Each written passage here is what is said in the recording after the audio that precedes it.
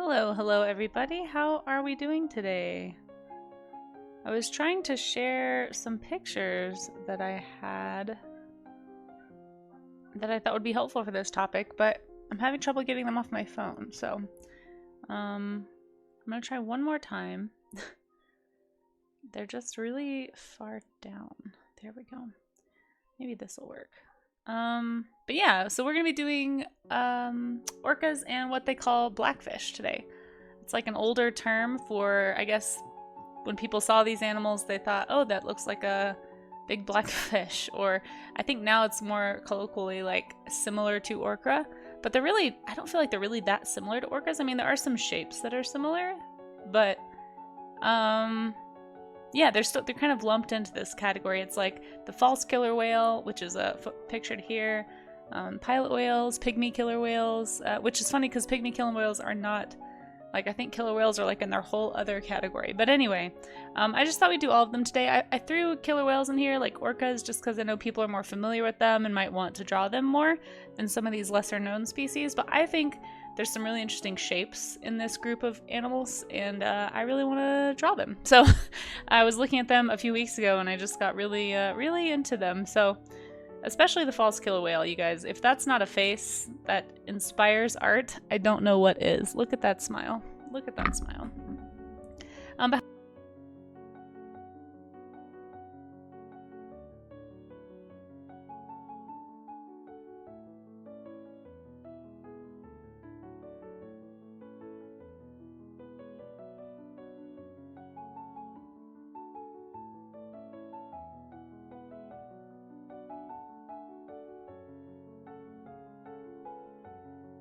Cool. It's a Monday, guys. Already starting off being a pro streamer by talking and explaining what we're doing and not being unmuted. So, welcome to a new week.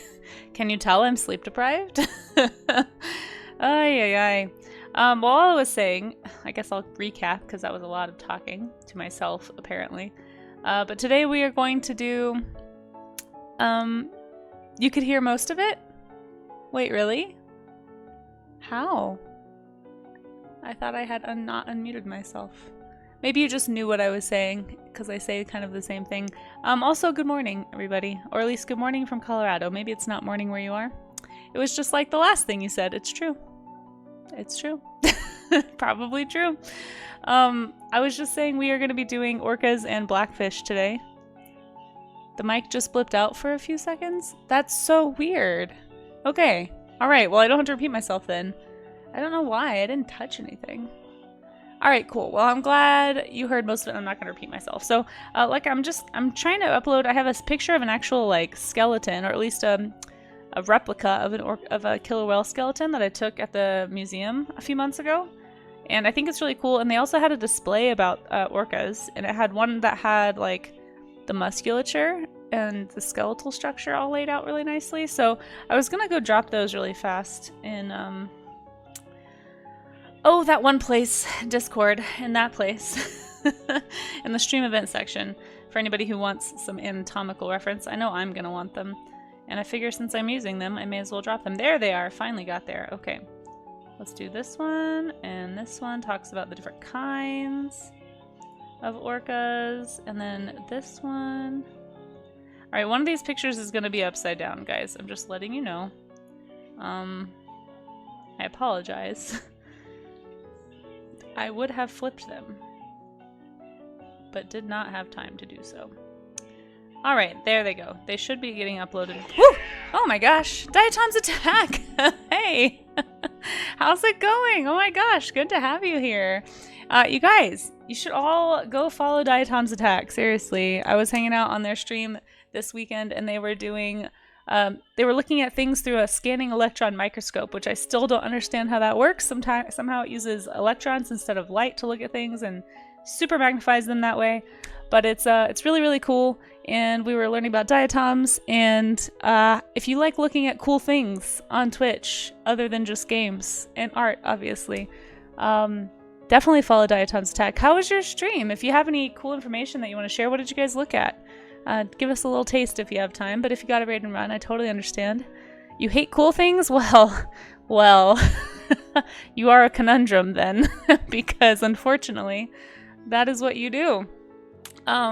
We are about to do some drawing, so it's not science, but we are going to be talking about creatures, and sometimes I go on little mini rambles about animals. Only sometimes, right, chat? Not all the time.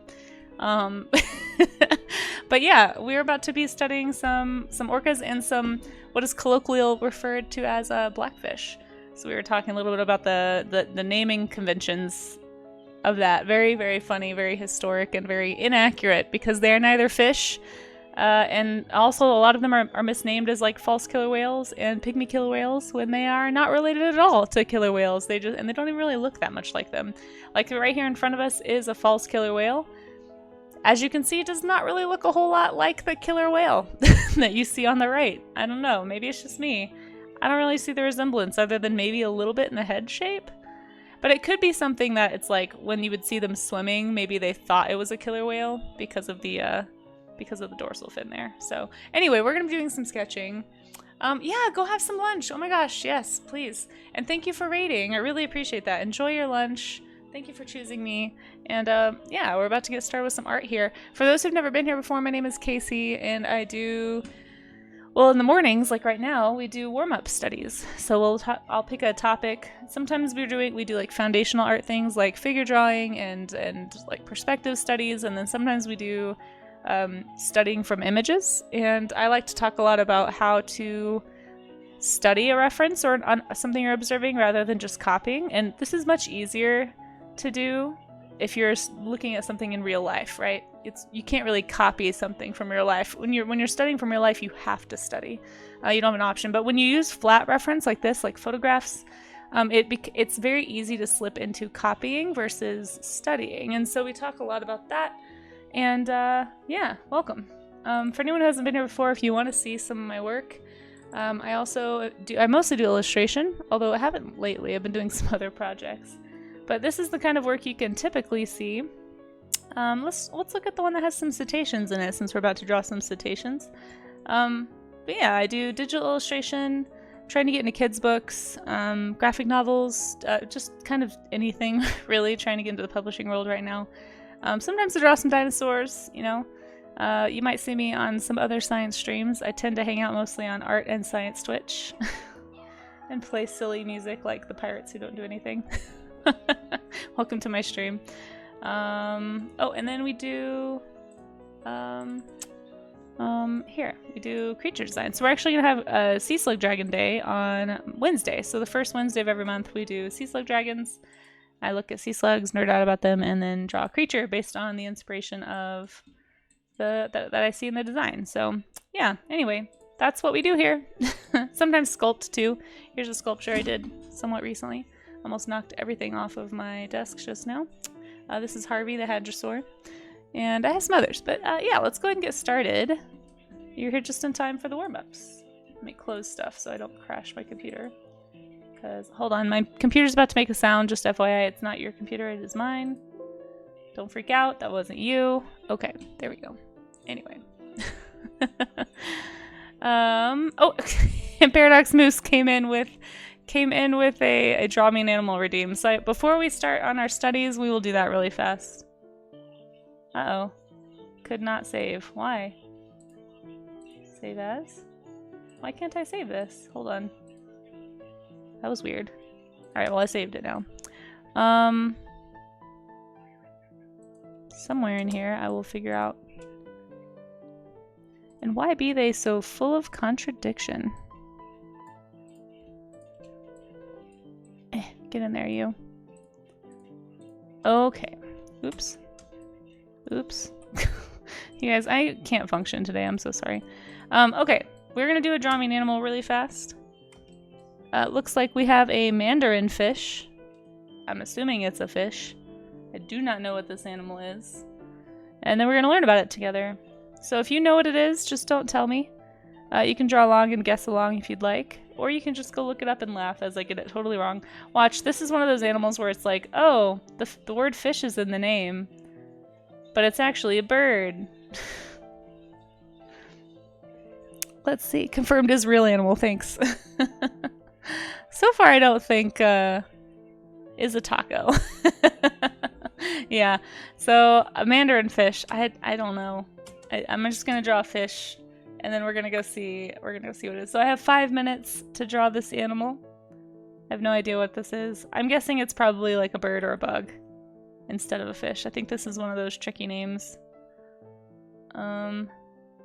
Mandarin fish. And we're gonna make it orange, because mandarin oranges are tasty, and I'm hungry.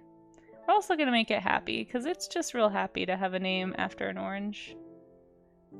I guess it could also be something in reference to China, but we're gonna go with orange, because like I said, I got the hungry vibes today.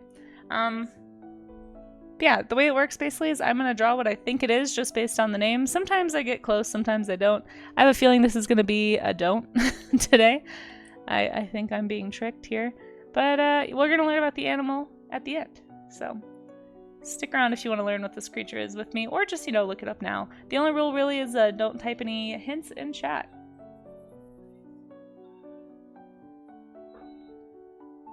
Oh my gosh, why is this song so slow?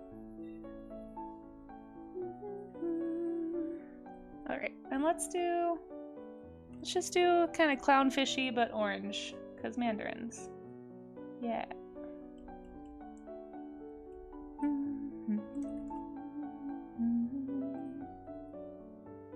I don't know. I have no idea what this animal is, guys. Watch, it's actually a bird.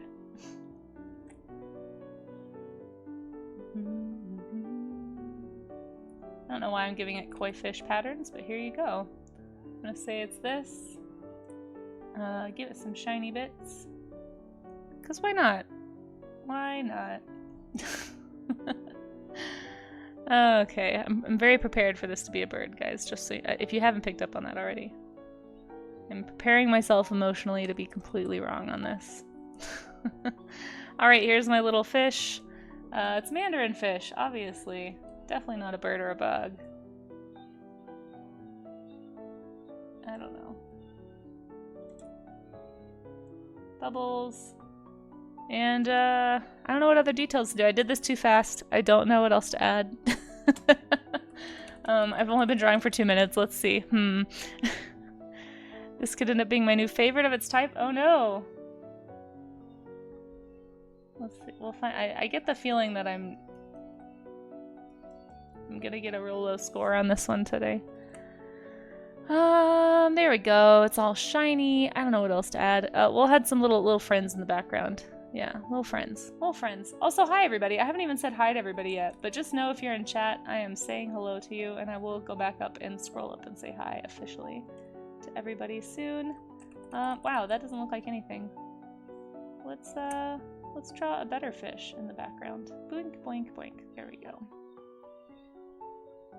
Doink, doink. Bing, bonk. Ding, doo. Yeah, those are fish, by the way, in the background. In case you're wondering. In case I didn't say that enough.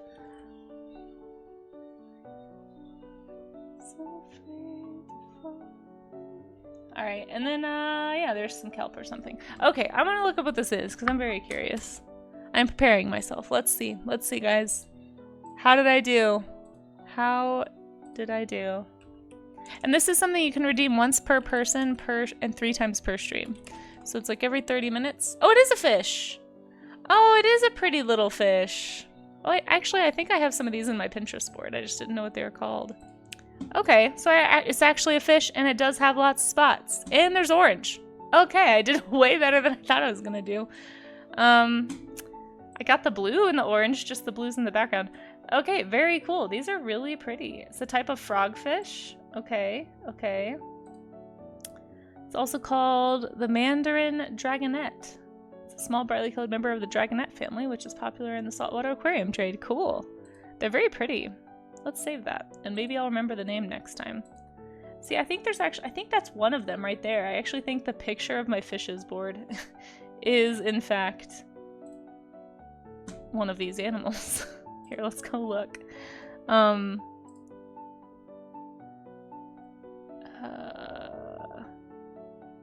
Yeah, you guys, I've already got these. I just didn't know what they're called. They're called mandarin fish. At least that looks like one. I don't know, it sure looks very similar to this one. I would imagine these are also mandarin fish, would be my guess. They look very similar if they are not. Very cool. Well, thank you for letting me know what these animals are called. Let's find out something about it today. Mandarin fish belongs to Perciform family. Can't say that word. The dragonets, which count 10 genera and more than 182 species. Wow, that's a lot. A whole lot. These are pretty. Very pretty. Look at this one. Let's save that one too. Well, there we go, guys. We've learned about a new, it's called a dragonet. That's a very cool name also. Let's go look at some dragonet family fishes. Ooh, look at this one. Wow, I like those colors. Small percomorph marine fish of the diverse family of something. Found mainly in tropical waters of Indo-Pacific. Okay, very cool. They are benthic organism. What does that mean? Community of organisms that live in, on, or near the bottom of the sea. Oh, okay. Spend most time during sandy bottoms. Cool. Wow. Look at all these animals. Let's just pick a random one. How about this one? Nope, there's no picture. How about this one? Oh, not nearly as brightly colored, but still very interesting. Look at those fins. Very cool. Alright, well, listen. We learned something new today, guys. I learned that I pin things and don't know the names of them. And learned about a cool... I just want to click around the fish now, guys. This is the problem with this game, is I get way too curious. Okay, one more. Haha! I found it! Whoa. Why does it look like that? It looks like dehydrated. So pretty! Okay, well, there we go. Thank you, Paradox Moose. Feels like theft for me to have to spend points to enrich your life. Listen, you don't have to play the game. You are choosing to play the game. And we might be doing when I hit 2,000 followers, we might actually lower the cost of the Draw Me an Animal game and increase the frequency for that celebration stream. So stay tuned, or save your points. It might be going down to 2K. Ah! Hey, I wasn't squirreling, I was done! Look at me, Amaze! You're just trying to, at this point, you're just trying to scare me. Alright. Let's go. We are gonna draw. And I'm going to pull up some of those references that I found.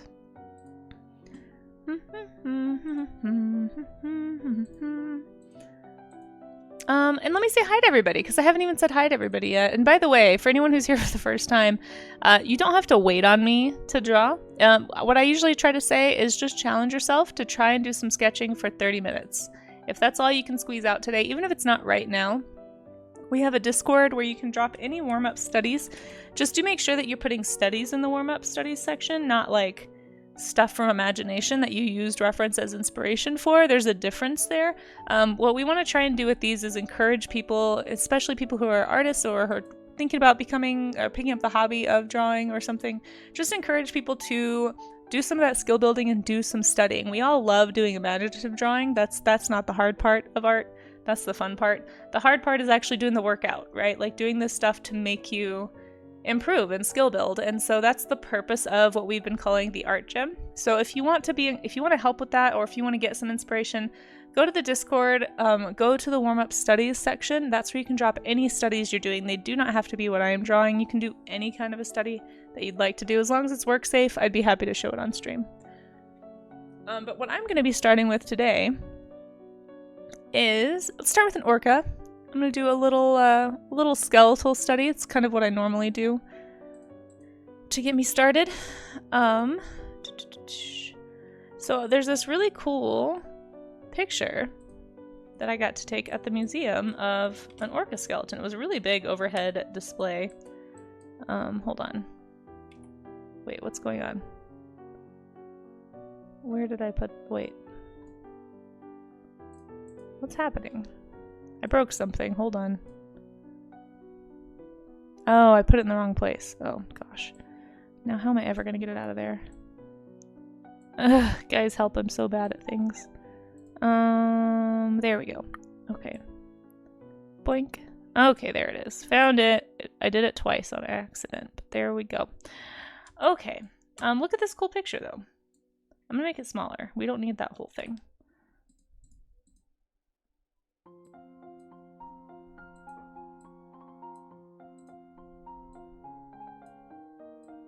Why can nothing... Krita does not like being helpful with layer stacking. Okay. Anyway, here we go. So this is actually an orca skeleton, and I always like, I really enjoy looking at cetacean and just marine mammal skeletons in general, because so many of them do not look anything like the creature. Like, if you were to see just this, like these bones, you know, and you had no context, you'd never seen a whale before, I don't feel like you would really necessarily end up with this, you know? Like, there's only so much we can get from bones, and I think it's really interesting. Like, I love their faces. They have very cool skulls. So I'm gonna sketch this. If you want to use this reference, it is in the stream event chat. Eventually I'll get around to pinning it on Pinterest, but this is just a photo I took myself at a museum. I put some others in there too, of like muscle studies and things, so feel free to grab those. But let me say hi to everybody really fast, and then we'll get started. I think I've gone way too far here. BJ White, welcome in, and thank you for contributing to the game total, by the way. And Amaze, thank you for your help and for helping mod. I appreciate you. Just for being around. Pyro Kitty's Tavern, hello, hello. How are you doing? Hope you're doing well. And thank you guys for finding the game tokens as well. Miss Caprical, hey, how are you doing? Good to see you. Hope you're having a good Monday. Paleontologist VA, hello. Evil Angeline, it's a funny name. Thank you so much for being here. I appreciate your company. Rue, hello. Thank you as well. Phoenix, how you doing? I'm glad you're enjoying those cheeses. You guys, I was hanging out on Phoenix's stream. Phoenix is going to start doing some digital art streams soon. So go check out Phoenix if you aren't already. Phoenix Fire Element. AJ Evans, hey, how's it going? Yes, good afternoon. I know it's not morning for everybody. Good evening for those who it's in the evening as well. And Isol, hey, how are you doing? Good to see you. How's your Monday going? How's your week starting off? I hope it's well. I hope you got any amount of sleep. And thank you for being here. And Pyro Kitty says, I've got some crazy news. As of this morning, I'm officially an affiliate. Well, congratulations. I'm gonna send some claps in the chat. Congratulations, Pyro Kitty. That's awesome. Yeah, you got that really fast. Well, hey, we are happy to support you, and I'm so glad that you've been able to meet some folks here on Twitch. And I hope that continues for you. Cheers. Let's see. Yeah, I don't know how I muted myself. I'm just a pro streamer, that's all. Okay.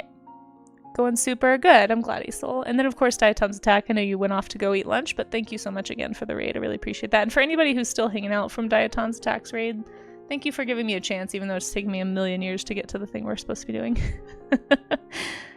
Let's see. Pacific Plankton was streaming Plankton. Oh, very cool. Very cool. I do enjoy Pacific Plankton as well. Both of you guys have awesome channels. And Golganek, also, if you're still here, thank you so much for hanging out. They're all artiodactyls. It's true. It's true. And Rebecca's, hey, thanks for the lurk. I appreciate your company. Paradox Moose, of course. My gosh, there's a lot of people in chat today. I'm really behind. Okay, nobody say anything. I have to catch up. Charzia! Hello. How are you? Good to see you. I'm glad that you like it. And Raiska Gamor. Is that how you say your name? I'm so sorry if I got it wrong, but thank you for popping in. I appreciate your company. Let's see. And Collector! Hey, long time no see. How you doing? Something's fishy. Splash of time in the stream like the orca swimming in the... Oh my gosh, this is very poetic. The tears, Mother Moon's memories of yesteryear. Is that... What is... Did you just come up with that, Collector? Oh my goodness. It was quite poetic. They're kind of like sea slug. They are kind of like sea slug fish. Well, I'm sure fish could be incredible design inspiration as well. Moose. Let's see. Catching up. Sloppy Salamander, hey, how you doing? Stream Inc, almost. Yeah, Sloppy Salamander. You guys, Stream Inc is tomorrow. I am not panicking. You're panicking. This is happening tomorrow. For anyone who's like, what's Stream Inc? Oh, Moobot already said it. Never mind. But yeah. You guys, if you come back tomorrow, I'll be doing something a little different. We're going to be launching Stream Inc tomorrow, this time tomorrow. So about 24 hours from now, I'll be doing Stream Inc, and it's very, very terrifying. Okay, let's get started. And of course, thank you to anybody who's lurking. I really appreciate you. I'm going to do a quick skeletal study from this picture. Feel free, like I said, if you don't feel like drawing orcas today, or if you ever just don't feel like drawing the thing that I'm drawing, don't ever feel like you have to. So this is what I chose. I got really into looking at false killer whales earlier this month and decided to toss in a Blackfish stream. So I don't know, it kind of jury's out on whether or not people call orcas Blackfish. I've seen some charts that include them, so that's why I tossed orcas in here. It's like, we'll just do both, but I'm gonna go ahead and do a quick study of this. So, oops, what's pro streamer moment? Hold on, guys. What is happening? Hey guys, what is happening? There we go. Okay, let's get that back to the right size. Alrighty, let's try again. We're gonna draw. We're gonna draw really well. Yeah, orcas are a type of dolphin. Yeah, oh my gosh, please draw a dolphin. You guys, there's so many cool dolphins out there. If you haven't taken a little look through the Cetaceans folder, you can get some inspiration there too. Oh, thank you, Charzia. I do need to check my posture. I'm already hunching pretty bad. Ugh. Also, for some reason, my tea tastes like syrup. I think some syrup got in the can or something. It's a very strange combination. All right, let's get started. So the reason I do studies like this is because I like to take note.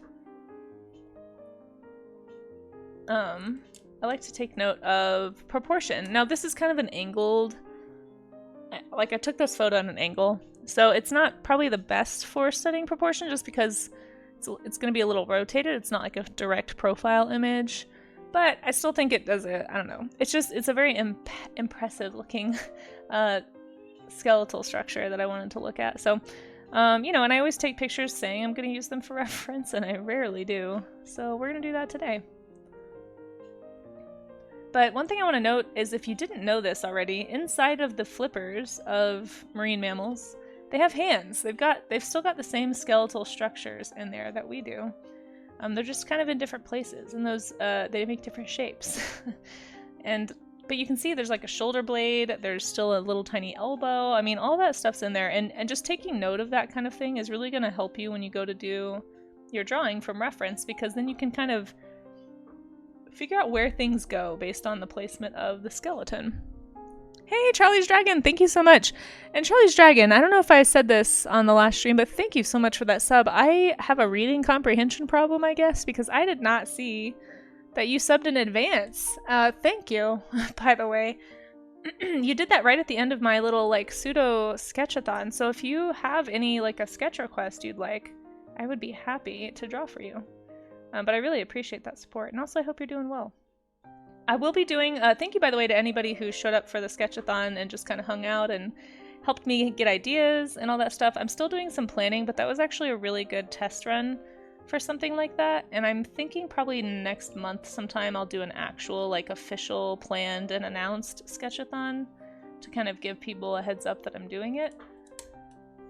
Because I really need a printer, you guys. The more I think about getting back into conventioning and starting an online shop and, like, doing all this stuff, I really just need a way to print things from home.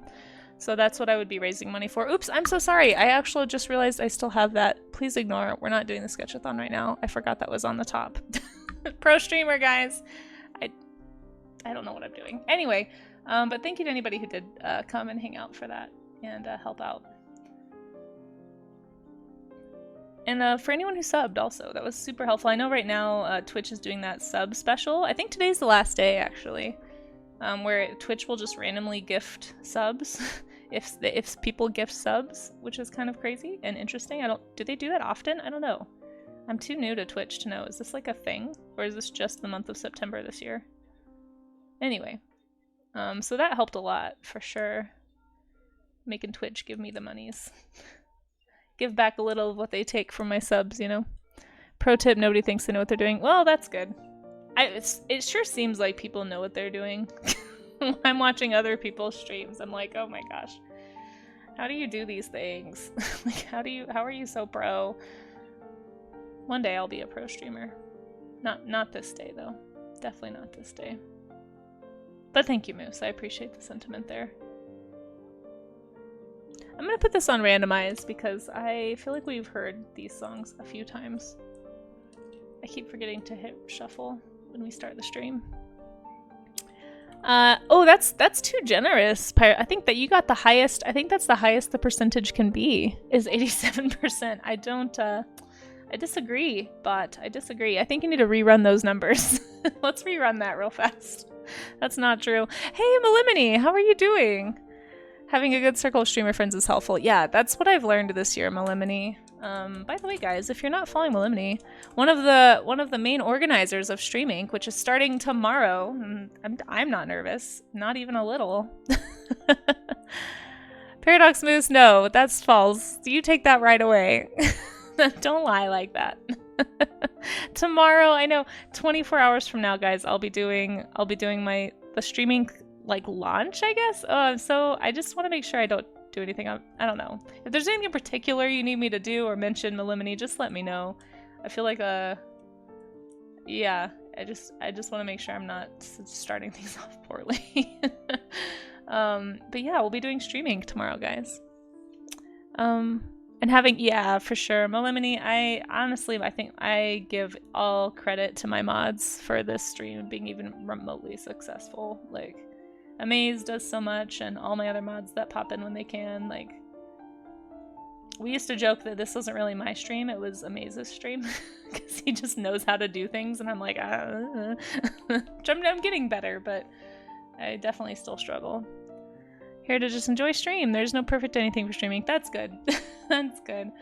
That's good. One of my things I still haven't set up, which I need to do, is that Fossabot thing. That looks really handy. But we do have a little streaming tab. Amaze, you do a lot. Don't undersell yourself. But yeah, you guys can click that link right there if you want to know more about streaming and what we're doing. There's going to be a different streamer every day of the month, and there's actually a really cool tool that'll help you find people to raid into if you want to support Stream Inc. I need to get a command for that as well, but I linked it in my Discord if anyone needs it. It's in the Talk Shop section, I think. But yeah, I'll be starting off tomorrow with Dinosaur. So if anyone draws a dinosaur tomorrow, or like during the stream, or even if you get started ahead of time, that's okay too. But if you share it in my Discord or on the Streaming Discord, which you can find a link to right there, I'll be looking in my little section on their Discord too, and any art that I see, as long as it's work safe, I'm gonna be showing it on stream while I'm working on my piece. So I'll probably take breaks and like do little show and tell portions throughout the stream tomorrow. But yeah, come back tomorrow. It should be fun, and yeah, help me not be nervous. It's my first time doing this. And like many of you know, I just got back into streaming here on Twitch like a few months ago, earlier this year, and so I'm feeling very like, oh, there's all these people that like I want to know but I don't know yet, and what they're going to be watching me, and I don't know, it's like a lot of my art peers, if you will. So I'm just a little nervous about it, but I think it'll be fine. I'm sure once we get started, I'll be fine. It's just the build up, I think, is the intimidating part. Yeah, it looked really easy. I've had so much else happening. It's on my list of things to do today. I just have not I got so much else. The problem is this month is super busy.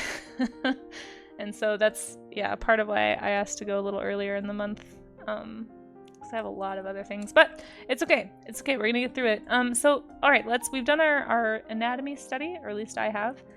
If you wanted to do something more detailed, feel free, folks, but I'm going to go ahead and jump into the actual studying from reference piece of this.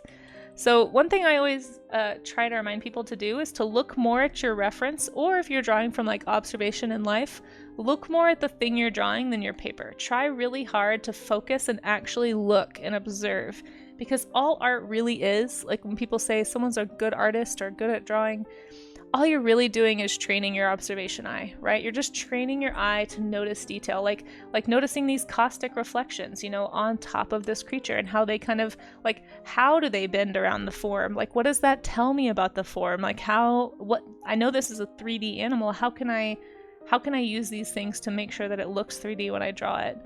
The more you can think about what you're drawing as a three-dimensional real object, the less you're going to end up copying, and the more you're going to end up studying. So just ask yourself questions while you're drawing, like, why is this line here? What is this telling me?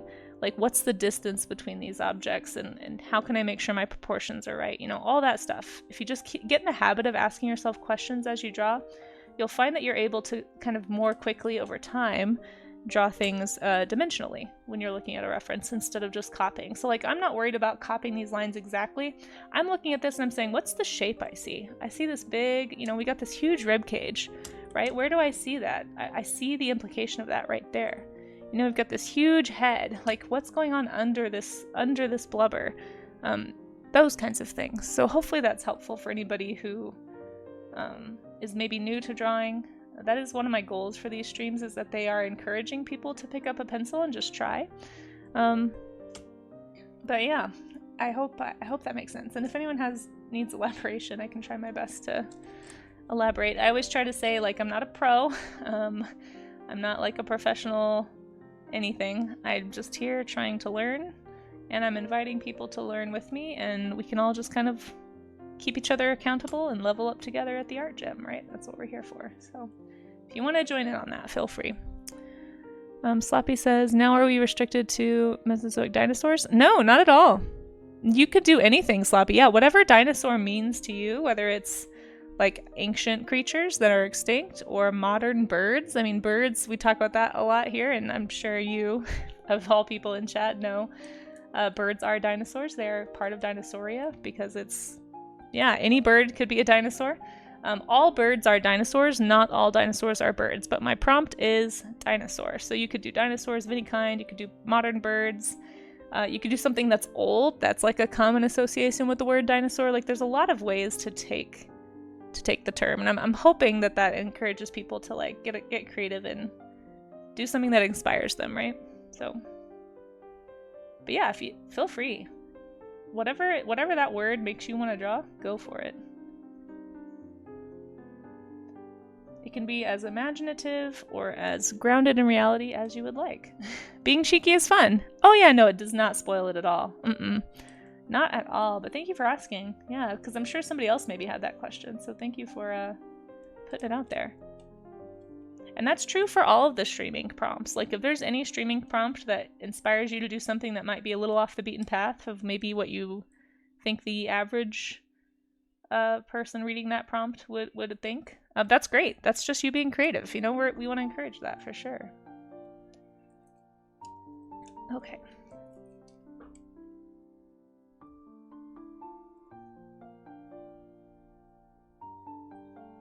Alright, I'm trying to look really closely at what these caustic reflections are telling me about the form of the creature. We did this on stream the other day. If anyone's not super confident in thinking about things as three-dimensional, let me see if I can pull it up. And not have hiccups like a crazy person. Hold on. There we go. Okay.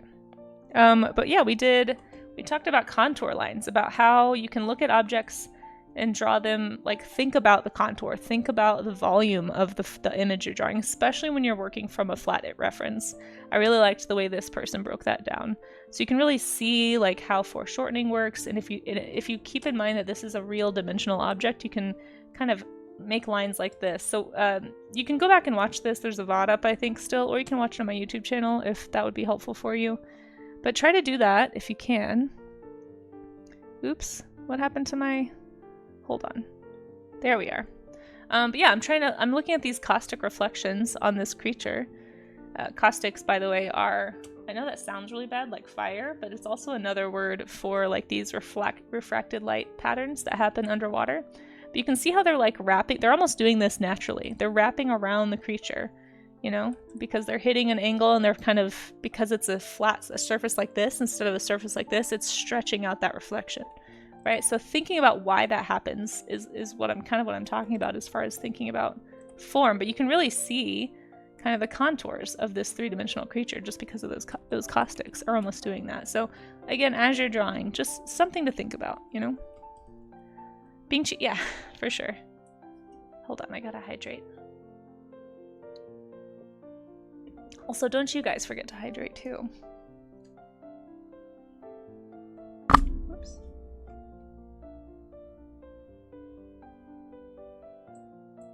I need something a little faster. This music is a little bit too slow. I don't even know if you guys can hear it. Hopefully that's a little better.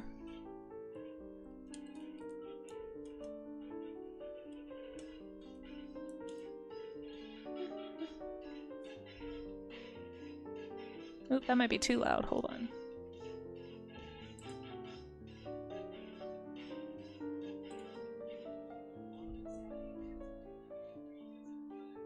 Hold on. Is my mic? I think my mic might be on the wrong mic.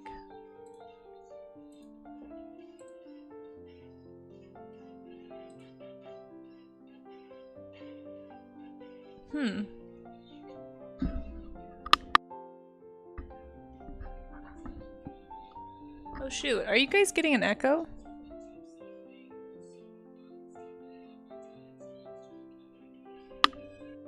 There we go. Huh, that was so weird. Well, I might get some copyright dings on this stream. That's good. My mic was actually not doing the noise cancellation thing it's supposed to do. Shoot.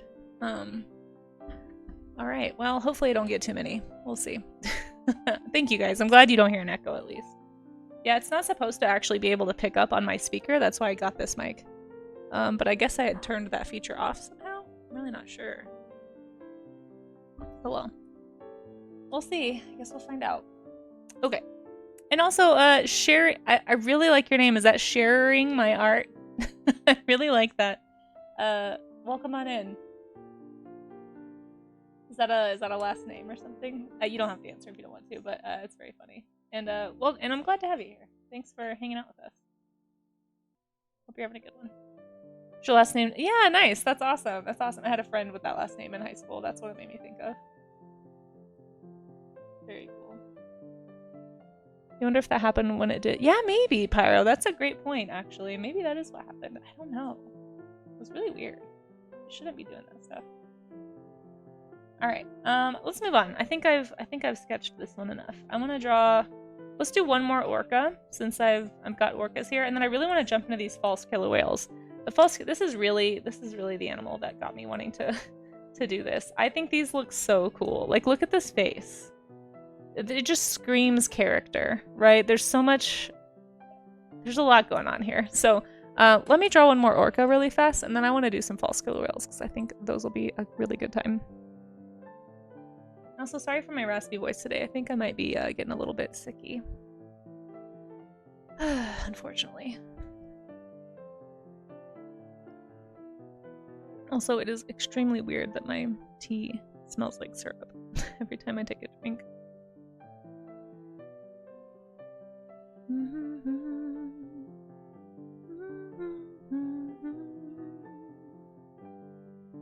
trying to find a good... They have an impeccable side-eye glare. They really do. I want to find a good reference of an orca. Like a full body reference. They're kind of hard to... You don't really see a whole lot of them.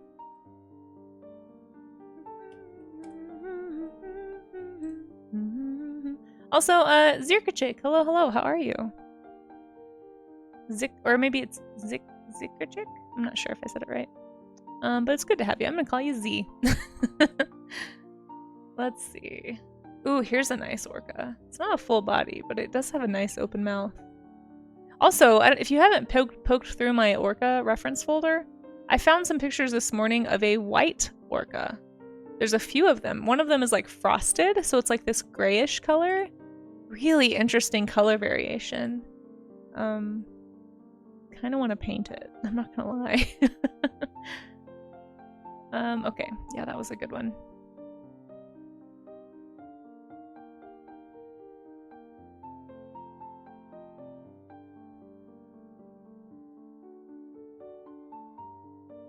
Yeah, super cool.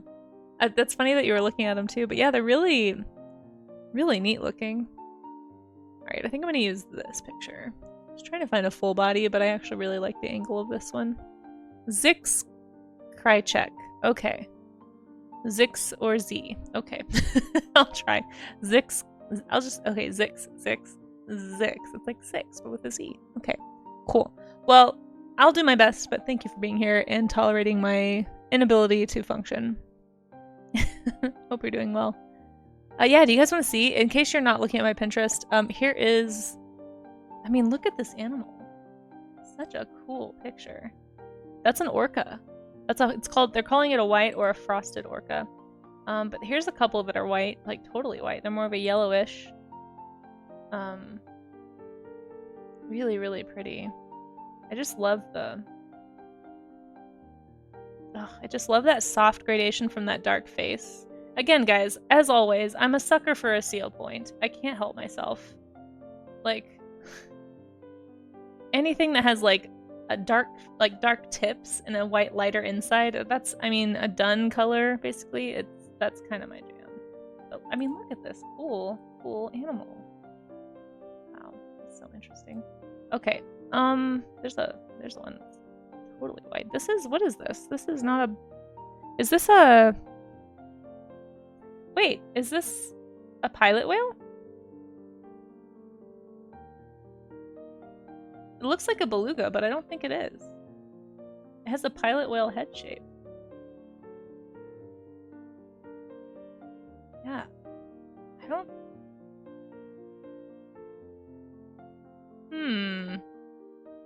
don't know. That actually looks more like a melon-headed whale or a pilot whale to me. Interesting. Well, it could be a beluga maybe, but where's the frosted one? I wanted to show you guys the frosted one. Here's the frost. They call him Frosty. So see how it's like a... Oh no, we got a dang crazy ad thing. Just want to see this. Look at it. It's like this like silvery gray instead of a black. Really, really pretty. The head shape is different. Yeah, that's what I'm saying. I don't know if it's a beluga though. Yeah, because it doesn't have that huge beluga melon and that tiny little beak. You know, it has more of a pilot whale head shape. I don't know. Okay, hold on. Let's look at the Blackfish for a second, because that's what we're kind of studying today. So here's this little let's see. Here's a pilot whale, I believe. So there's the long-finned pilot whale, and they have these really distinct, like, super long fins. And then there's the short fin. Then there's also a melon-headed whale. Okay, so melon-headed has more of a pointed beak. So it wasn't a melon-headed whale. Where's the pilot whales? Here's a pygmy killer whale. So these are all considered blackfish, by the way. This is one of the topics you can choose if you want to do what I'm doing. But right here, we have our short-fin pilot whale. So they still have that big melon, kind of like a beluga. But they have these really long pointed flippers, and that's what kind of made me think that maybe it was a pilot whale. So here's a pilot whale. Yeah, they have really pretty underbellies too.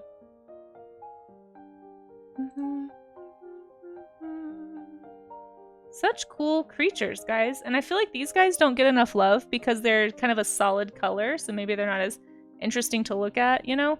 But just look at the body shape. Look how lithe this animal is. This is a false killer whale right here. I mean, look at... here's one right here too. I think they're really interesting. And of course they have these super iconic grins, right? Like here's a false killer whale with its mouth closed, but even with its mouth closed, you can still see such a unique head shape. I mean, look at this. Look at this. I have to save this one. I think I'm gonna do some of these. Okay, I'm getting distracted. Let me go back to the orca. Sorry. This is what I'm doing off screen when you guys are watching me look over here. I was trying to show you guys a pilot whale to see if we could identify that one, but that's, you know, off topic. Let's do this one. Or I'm gonna do this one. You guys do what you want. Looks like they're up to something. Yeah, for sure. Alright, this was the best full body at an interesting angle that I could find. I'm sure that there's others, but I'm gonna do one more orca, since I just studied an orca skeleton, and then I'm gonna switch to probably doing false killer whales and pilot whales. Melon-headed whales are pretty cool too. But yeah, so let's give some love to, you know, the lesser talked about cetaceans. They don't get enough credit for being as cool as they are. Oh, and this one's kind of in a similar pose to our little skeleton here, so I can really think about the head shape too.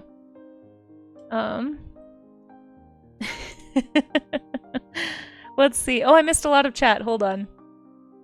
Read about an albino blue whale and thought, yeah, that sounds cool. Then I googled it and had your mind blown. That is a large... Oh, cool. I'll have to go see that.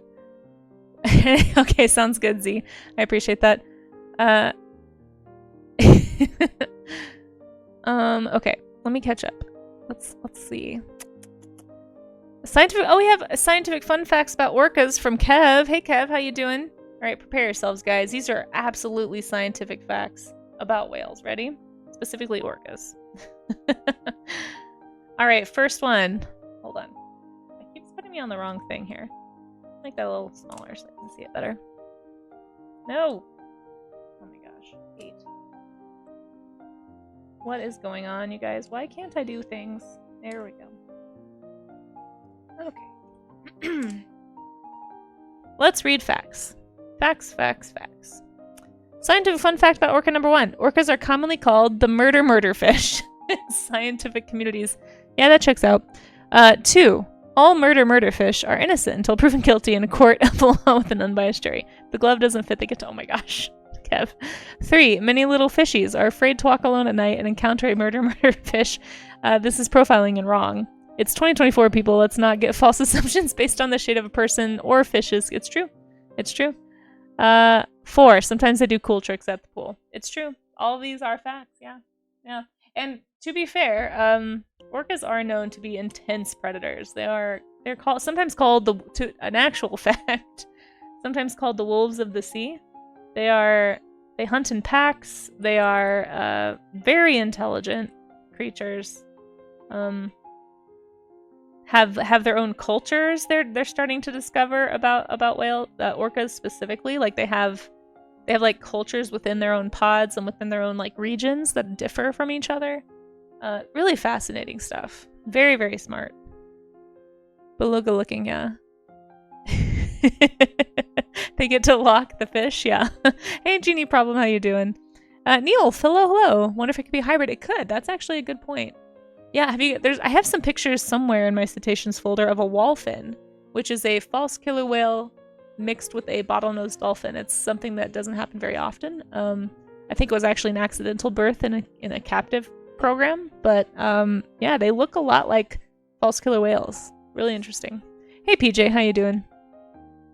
They can't all be pilots. I highly doubt it. Yes, the pilot whales can't all fly. You're right. You're right. Hope you guys are doing well. Are you sure that's not actually an eel? Right? I know, Charlie's Dragon. They're so cool. It does look like it's up to something. You feel like Rafi has let you down in childhood only singing about baby belugas. There's a lot of them. Yeah.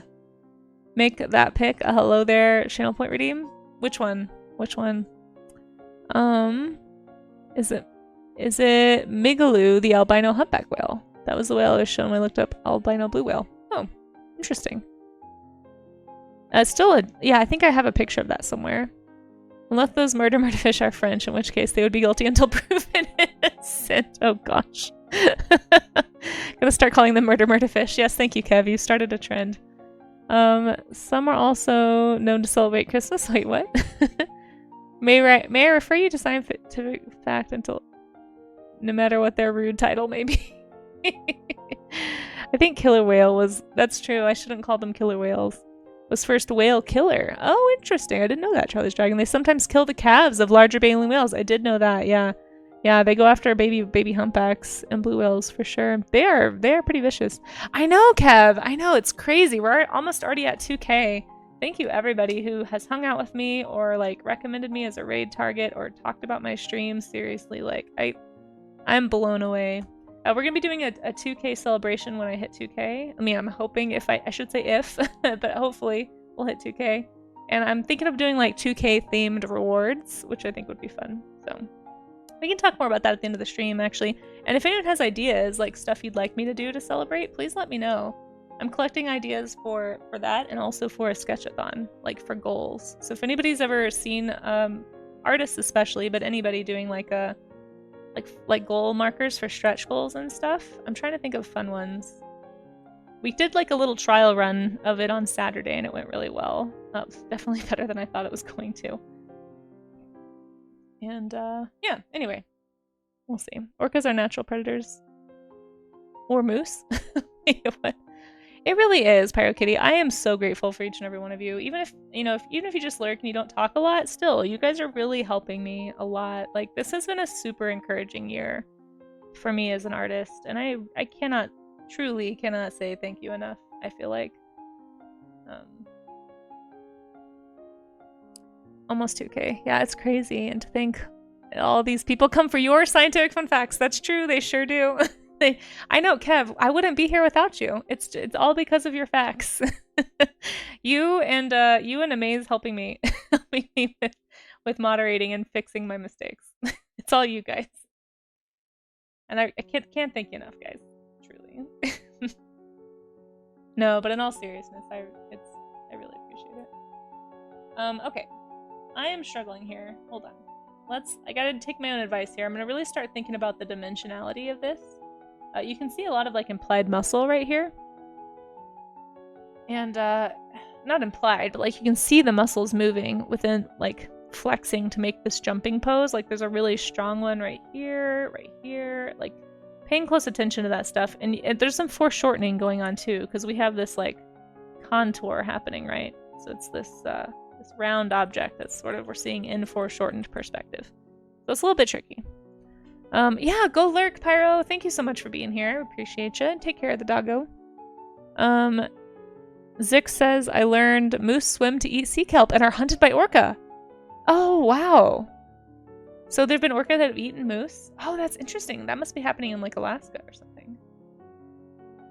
I think maybe I did hear something about a moose being attacked by an orca, which, man, talk about worlds colliding. I'd love to know more about that if you have any more information. Yeah, that's really, really interesting. Stay platinum. And then once again, if anybody is doing any studies today that you want to share, feel free, I'm trying to say, to drop them in Discord. We'll be showing those at the end of stream. Just make sure that anything you put in the warm-up studies section is a study. If you want to show art off, actually, this is... don't throw your pens, guys. It's bad for them. If you want to show off some art, though, we do actually have a showcase coming up this week. I want to say it's Wednesday, but the deadline to submit... I need to update this for that bot, but the deadline to submit for the showcase is today. It's the end of day today. Pacific time, end of day. So, yeah, get those pieces in. 1 piece per person per month, but if you want to participate in that showcase, that's happening on Wednesday. Get it in by the end of day today. And then anything posted after today will just go in for next month's showcase. So it's never too late. You can always put something in there any time of the month. But if you want to be in the one that we're about to do, it's going to be the showcase for the month of September. So it's like everything that got submitted in September will show as soon as I can. The moose eating orcas actually happen in Arizona, which is... Yes, Kev. More scientific fun facts. I see. Kev, you'd be proud of me. I went to the library this weekend. And if you guys want, I can show you the book I got. It's really pretty. I'll show you after stream. But it's a graphic novel about conservation, and it's beautiful. It's like actually a sequel to a book that I had read by the same author and illustrator earlier last year. I kind of want to own both of them because they're beautiful. Oh, Elove! Hey, how you doing? I'm so sorry. You snuck right in here. How you doing, Elove? Guys, Elove is another, oops, hold on. Another streaming artist. Casey can read, sort of. You guys know if you've been on my stream enough that I sometimes miss stuff. You guys, go follow Elove. Wait, hold on. Elove, it's Elove Art. I'm sorry, don't follow whoever that is. Let me do a better shout out. Remember how I can't read? Hold on. I'm so used to calling you Elove that I forgot your whole name is actually Elove Art. Yeah, don't thank me yet. I don't know how to make this go away. Dismiss. Let's try it again. How's this? Did that work? Yeah, Elove Art. There we go. Go give Elove Art a follow, guys. Another stream inker here that's gonna be doing streaming this month. Next month, I should say. How you doing? Let's see. Neil says with killer whales there are different types. Yeah. The transients eat marine mammals, including adult whales. Residents are fish eaters. Yeah. Oh my gosh, Neil, I went to a huge orca display at the Denver Museum of Nature and Science recently, and they talked about all this. I actually got some photos of that I shared in Discord, and I'll try and drop a few more if anyone's interested. I'm not sure where it would belong, but yeah, all the different like regional types of orcas are super fascinating. I think I put it in stream chat. Oh, I only put one of the pictures. Yeah, I'll drop them in there. It was really fascinating stuff. But yeah, if you know anything else about that, feel free to share. Not just almost 2K, but also almost consistent partner qualifying. Oh, Sloppy, no, I don't think so. Because I think you have to have 75 average viewers to be a partner. I definitely do not. I don't think I've... The highest average I've had this year, I think, was 50. Which is still pretty far, I feel like, from... Like, to get 75 average followers would be, like... I think I'd have to know a lot more people on Twitch. I'm still... I don't know.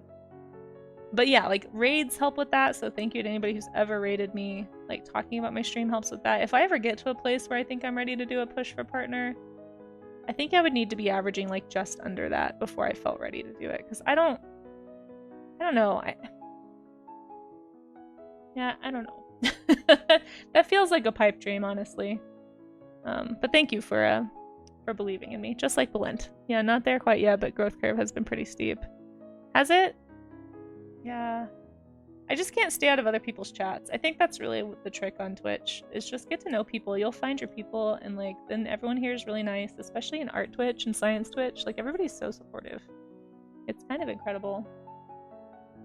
I still am baffled. Like, literally every time I turn on the stream, I'm like, well, this is the day nobody shows, like, nobody wants to hang out. Like, people are done. And then, like, you guys come and you hang out with me, and it's really, really kind of you to spend any amount of your time here. Even if it's a lurk, like, the lurks help with those viewer counts, honestly. Although I did learn recently, I didn't know this, but apparently when you get raided, you have to actually double click the icon. Like, if you want to help somebody's view count, you have to double click their icon to actually go to their page. Otherwise, your URL will have a little thing at the end that says raid. So you have to, like, take that off. So you can either, like, take it off and press enter, or just double click the icon to actually make it count. That's actually not true? Oh, really? I thought that was true. Wait, now I'm confused. Everyone will become a viewer after a certain amount of time. Oh, really? That's news to me. Do you know what the amount of time is? Oh my gosh, I'm so... See, I don't know anything about Twitch, guys. Did that used to be true? That's really helpful, actually, to know that, Melimini, because I feel like the raids, that, like, having to ask people to do that is, like, a huge ask. Twitch has corrected that a zillion times, and people just go, oh, really? Well, I didn't know that. So many people repeat that, and it's complete. Oh, wow. Yeah, I had no idea. Well, that's good to know. Do you have... I'll have to look that up if there's, like, a Twitch article or something about it. Because I understand why you would do it, because, like, otherwise you could just, like, force people to be partner by everybody agreeing to raid them a whole bunch. I wonder what the amount of time is that they have to lurk. But I wonder if it still makes it... Does it still make it to where if you click the name, like, right away, that you count as a viewer? Like, you don't have to wait that amount of time?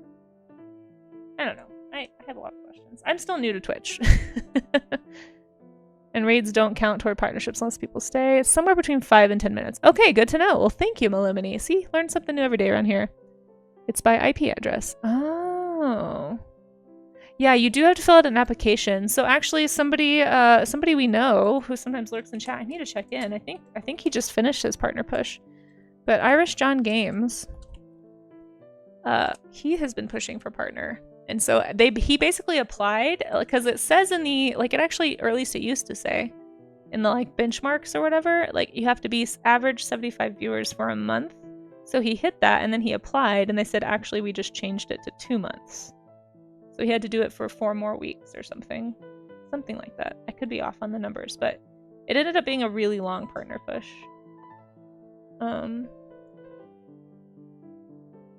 That's really interesting. Well, that's really good to know, Melimini. Yeah, I'll have to look more into that. Like I said, I'm not even considering that right now. Like, that feels extremely, extremely out of reach for me. But maybe one day. I guess I'll just wait until I'm thinking about it before I really worry about it. But yeah, thank you for clarifying. They look at the past 2 to 3 months when you apply. Yeah.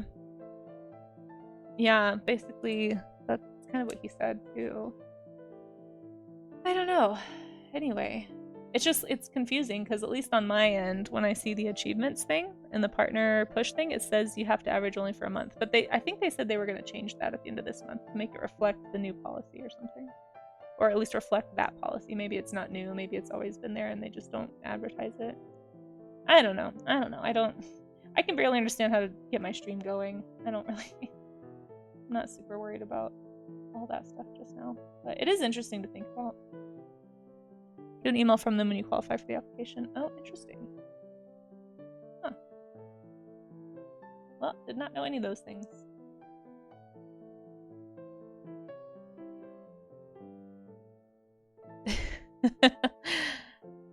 Well, anyway, if you guys want to support a very cool game developer, you can go follow Irish John Games. He is hoping to get partner soon. Doing three things at once. Yeah, Mel, you're so busy. I hope you're doing well too. I know you've probably got a lot to do to organize for streaming starting tomorrow. Okay, I'm gonna actually color this one because I really like the reflected blue here.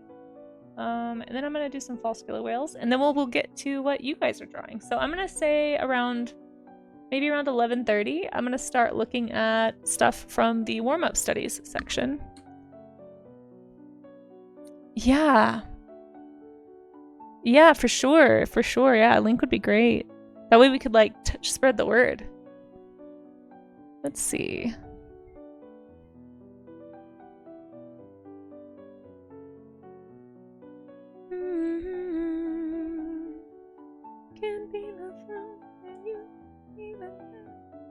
And then, as always, if you're feeling like really challenging yourself, I always recommend, if you want to do a color study, to try and, you know, if you're able to.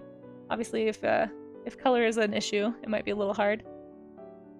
But I always recommend, if you have time, to try and actually, instead of color picking all the time from your references, to try and actually find the color yourself on the wheel. Because by doing that, you're actually going to end up with more interesting colors. And it's going to really train your eye to notice slight shifts in color and value. Like if I was trying to find this blue, I might notice, oh, this blue is darker than that one. This one has more of a turquoise, maybe almost a greenish to it. Whereas this feels like it's a little more the other direction on the color wheel, like maybe more of this kind of blue. Just kind of tough stuff like that, you know. How are you feeling about tomorrow, Elove? Elove, I'm stressed. I'm not gonna lie. I'm nervous. I'm nervous about tomorrow. For anyone who's wondering what tomorrow is, by the way, streaming starts tomorrow. And I'm going first. I have never seen a stream before. I didn't even know what streaming was until a few months ago. And I'm going first. So I'm just nervous about being a little inadequate. But everyone keeps telling me it's fine. Just do whatever you would normally do on stream. So we're going to be doing it tomorrow in place of the warm-up stream. Tomorrow is going to be a streaming stream. So we'll be doing dinosaurs. I'll be magnificent. Thank you. I really appreciate that. Seriously. Thank you for the vote of confidence. I hope it's fun. I'm going to be trying to show off stuff on stream that people draw along. And hopefully we'll have a good turnout. You know, it'd be nice to be able to show off some art on stream. So if anybody is wanting to have their art, if you're planning on participating in streaming and you wanted to do the first prompt, which is dinosaur, show me your work. Either show it to me in my Discord, or you can show it to me in the streaming Discord, which you can find a link to in that card that I just linked in chat. And join that. You can get all the updates. You can also see, like, you can get event reminders for, like, every single time that, like, because everybody's doing it at different times of day. So if you want an alert when a stream is starting, you can actually click interested on some different events there in their Discord, which is really handy. So if you want to get an alert when mine goes live, you can get that there. I also have an event for it in my Discord too. But if you'd like to get alerts when other artists, like if you look through that list of artists and you're like, oh, this looks like a really cool artist, I'd love to see their session, go join the streaming Discord and yeah, just click interested in those little, they're doing it I think by week. So week 1, all those are up this week, and then I assume at the end of this week they're going to put some up for next week. So you can just kind of stay on top of it that way, which I definitely plan on doing. A bunch of them, unfortunately, this week are not in my time zone. Like, they're like 4 a.m. my time. So I'm probably not going to be able to join a lot of the other ones this week, but I will be, like, pointing people in those directions since they're happening the week of my stream too. But if you're in like a different time zone, like if you're in the UK or in Europe somewhere, it might actually be a really convenient time for you. So you might check it out. You might get to learn about some new artists, kind of in your area, which would be really cool. It's Inktober. Oh, Kev. It is also Inktober. This is an alternate to Inktober, so it's like if you don't want to do Inktober, or if you've done Inktober a bunch, or if you're just kind of burnt out on that and you want to do something else, Stream Inc. did, I think, start, I don't know the full history of it, but I think it started as just like an alternate to Inktober, and it's become like this really big stream event. You don't have to do ink. I know some people still do ink for streaming, which is totally fine. But you can do any medium. Somebody actually told me that they were going to be writing things along with the prompts, like using those as writing prompts, which I think is pretty cool. So I'm really looking forward to hearing and seeing about that. But yeah, anybody who wants to, feel free to participate. Like I said, my topic is dinosaur.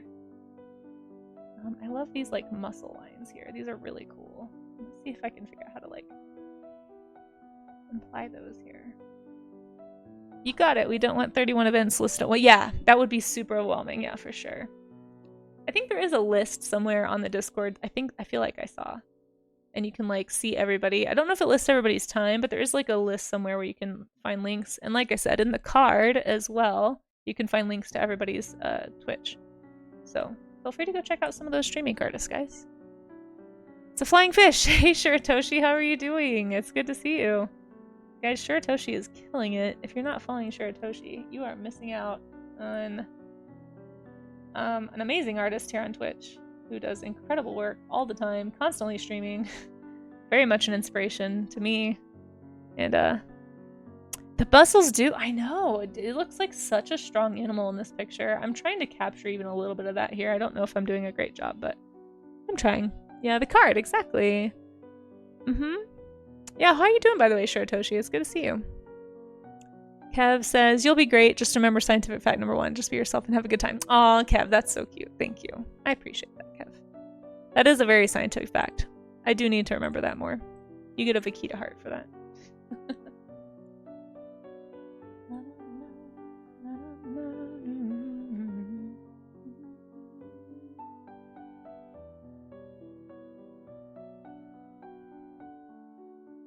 Okay.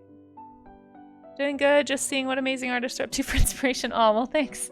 I am doing orcas and blackfish. So blackfish is like this colloquial name, basically, for a whole group of animals that are not fish, and also have very confusing names in general, like the false killer whale. It is not related to a killer whale, but apparently people thought it was a killer whale when they would see this fin, I assume, swimming through the water. They would think it was a killer whale, but it's not. In fact, its face looks extremely different, as you can see. But I think they're extremely charismatic, and I really want to draw some. So I'm trying to do a quick color study of this orca, and then I'm going to get into some false killer whales here. There's also when the monthly showcase is. The monthly showcase is Wednesday. I haven't made... I need to probably be better about getting that. We have an event. If you click the events in my Discord... Here, let me show you. If anybody doesn't know how to find events, you can get reminders for special events. Oops, sorry guys, hold on. Let's go somewhere else. If you go to the top of my Discord and go to the events section, I've actually made a list for streaming. So you can click interested if you want to get an alert when I go live tomorrow for streaming. And then I also have one for the showcase. So the showcase is happening Wednesday, October 2nd at 5 p.m. my time. So I don't know what time that is for you guys, but if you're interested in getting a ping when that happens, just also click interested and it'll give you a ping when that's going live. Now, the showcase is a little tricky because I tend to do like my own art for like the first hour, just to kind of let people have time to trickle in and also finish a project or two. And then I will start the showcase probably around 5:30. That tends to be when I've been starting the showcase, 5:30 Mountain Time. It would be 4:30-ish Pacific, I think. But yeah, I think this is going to go off at 5. So this alert will go off about an hour into my stream on Wednesday. So if you would like an extra alert when it's probably going to start, I'll probably start the showcase between 5 and 5:30. It just kind of depends on how I'm feeling. But yeah, if anyone ever needs that stuff, it's always up here. And then you can also go to channels and roles, and you can actually give yourself a stream alert. So if you would like notifications for when I'm streaming, you can click this one. Announcements, I also talk about special events coming up. Those are probably good ones if you just want information about things. But yeah. I know it's a lot to keep track of. I lose track of things a lot myself, so I'm trying to make things that are helpful. I know I keep forgetting about them too, Pyro Kitty. I'm trying to be better about remembering them. Like every time I have an event going, I keep forgetting to make events.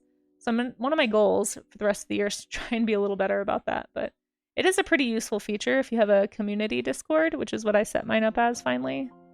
And it does make it easier to like plan stuff. Like movie nights. We also have movie nights occasionally, so you can get pings for that. Anyway, hopefully it's helpful. You did a draw me an animal. Nice. Nice.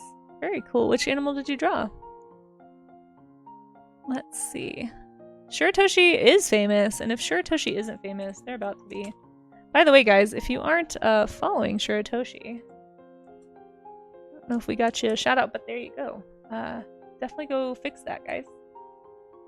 You won't regret it. It does incredible art. Occasionally some not as safe for work stuff, but still very gorgeous. Highly recommend checking it out. I always love lurking on his streams and just getting inspired. He's doing a lot of very experimental stuff lately, which is really fun to watch. And yeah, I'm excited actually. Shiratoshi submitted something for the art show. I'm excited to show that on Wednesday. It looks really beautiful. And the art showcase, by the way, for anybody who's never submitted before, it's open to anybody as long as it's work safe. Feel free to drop a piece in there that you're really proud of that you want me to show on stream. And feel free to link. Like, if you have links to socials that you want to share, feel free. Oh, you did a request for one. Oh, okay. I haven't checked my request queue. Let me check and see if it got in there.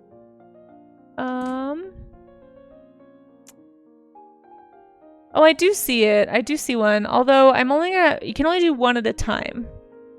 2 animals, friends from a movie. So I'm just gonna do the first one. So I don't, it's only for one animal at a time, PJ. But I will do that, yeah. And try not to give hints, okay? Like, don't tell me it's from a movie or anything, just, cause that gives me hints and I might, you know, I don't know. You want to try and make it vague.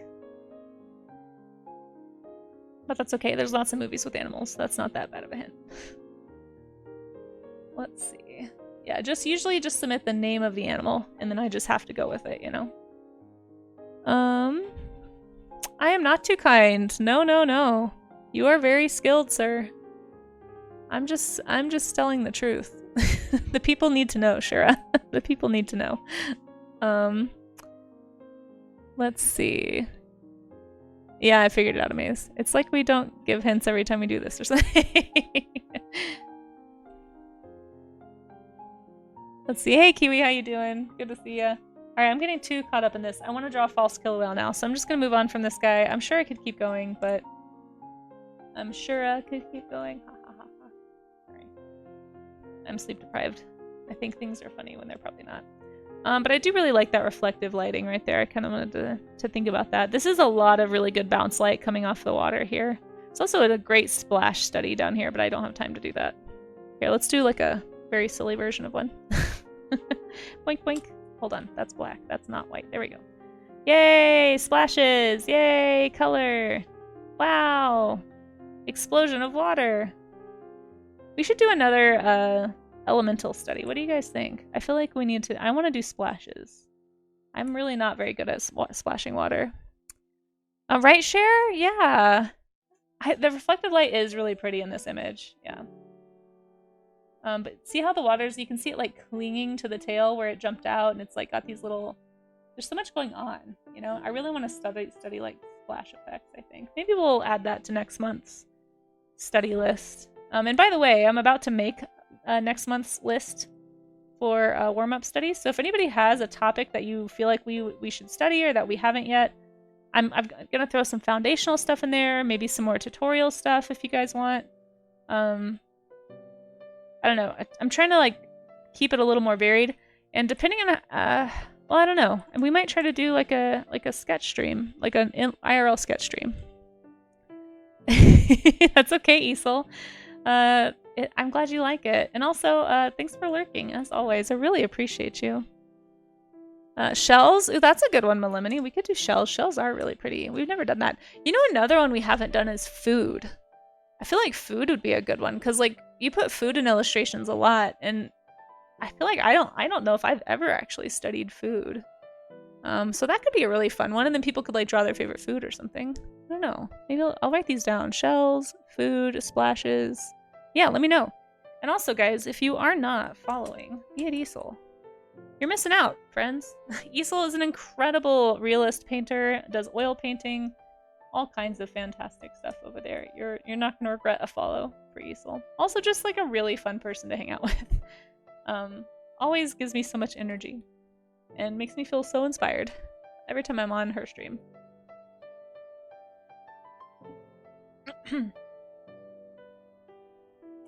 Makes for some good texture study. Yeah, food, is that what you mean? Or shells or splashes. All of those, I guess, could be textures. Yeah, those are great ideas. Let me know if you guys have other things you'd like to... If you need some motivation to study something that you tend to, like, you know you want to improve at, but you just tend to avoid, that's kind of the purpose of the art gym, is to give us all an accountability partner to sort of, like, have someone to suffer along with, you know? The whole theme, by the way, I haven't talked about this in a while, but we have some new folks in chat today. The whole theme of the warm-up studies is to get the bad drawings out. We're just trying to, struggle and learn together. And sometimes it just helps to have accountability partners. Kind of like going to the gym is sometimes easier if you have a workout buddy. That's kind of the idea behind the art gym, is you guys are all working out artistically together and encouraging one another in the process. I love the shape of these creatures. I love how, I mean, like if you look at this animal, it's really easy to think, oh, this is a really simple shape. But look at all the muscles. Like, look at all... There's so much implied form here, and especially because this animal obviously just got out of the water, it's very shiny. So the light is really helping to, like, bounce off of the muscles and the skeletal shapes and kind of show you the form of the creature here. It's a really just such a cool animal. It's a shame they don't get more attention. Oh, no, thank you, Isol. Thank you. I can't tell you how much your lyrics mean to me. I'm honored to have you here. I'm honored to have anybody lurking on me. We were just talking earlier about how much that really does help.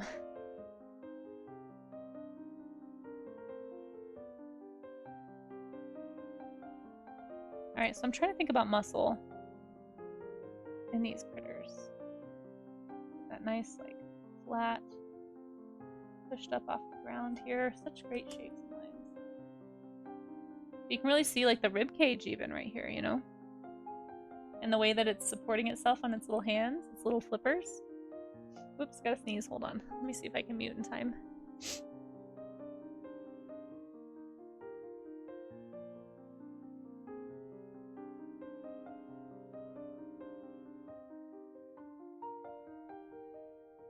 Dang it. Sorry guys, the sneeze got trapped. Tried to look in a bright light and just blinded myself. But...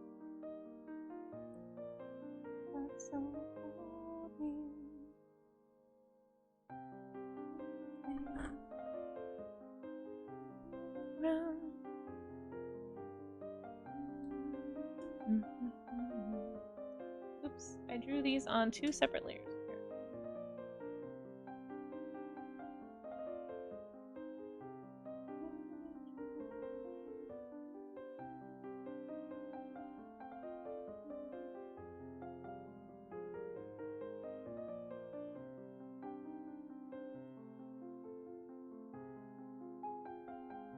I also like to point out, like, how low the eyes are and how close they are to the mouths on these animals.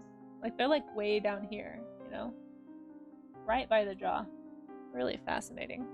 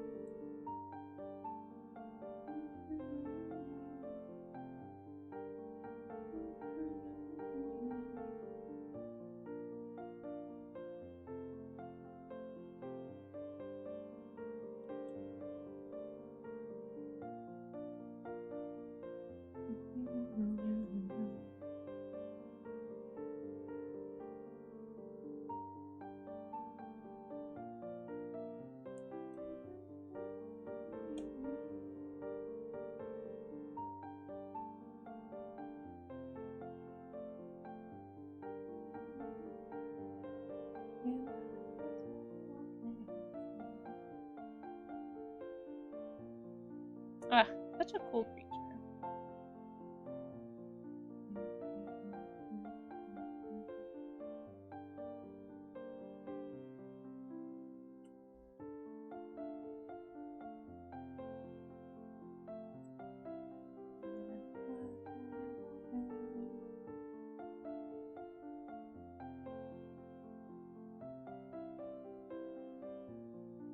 Hey, Gunshow John.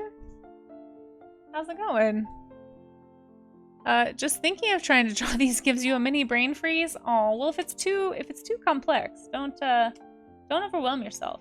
What I always say is just start with a skeletal study. Part of what can help you overcome the intimidation factor, I think, of drawing an animal that looks very foreign and different, is understanding what's going on under the skin. So like we drew, or at least I drew. I don't know how many other people did, but I drew a orca skeleton first to kind of help me orient myself to where the ribcage is. How big is the ribcage compared to the head size? How big are the flippers? Like, what's going on inside those flippers?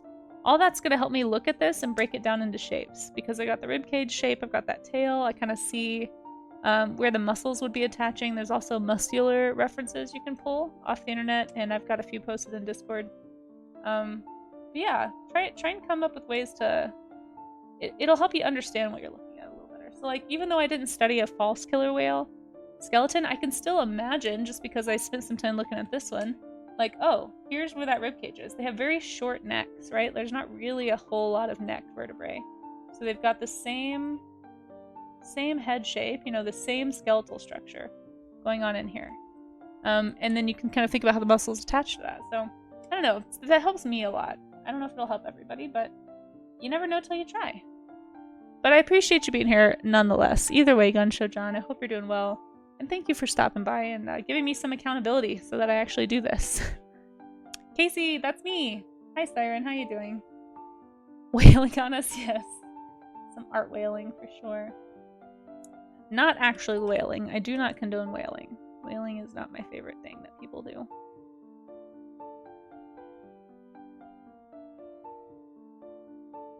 But I do really like thinking about these muscles. I'm trying to come up with a way to like really imply it without doing color. I want to go do a few more false killer whale studies, but I just like these muscles that we're seeing here. Such a strong animal. Like just pure muscle.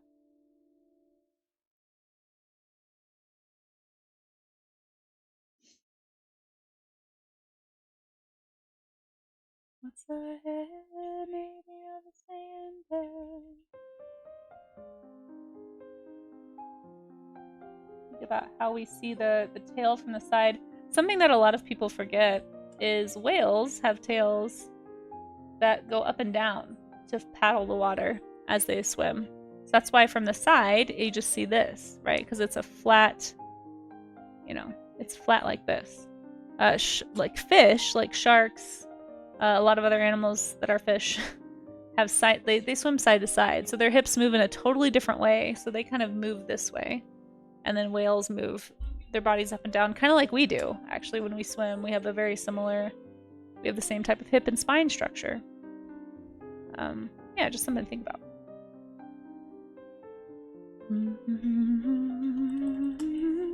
Skulls and skeletons are motivating. Nice. I would think we're trying to draw skulls, so bones would hopefully be fun. Yeah, if you want to draw along, you don't have to. Nobody ever has to show off what you do. Like if you're just not ready to show your work to anybody, please don't feel like you have to. But it is always really cool to see what other people are studying. So if anyone does a study, again, even if it's not what I'm studying, feel free to share it in the Discord. If you want me to show it on stream, there is a warm-up studies section for anybody who's interested in that. I'm just gonna do little values really fast. I do like that like pink mouth though.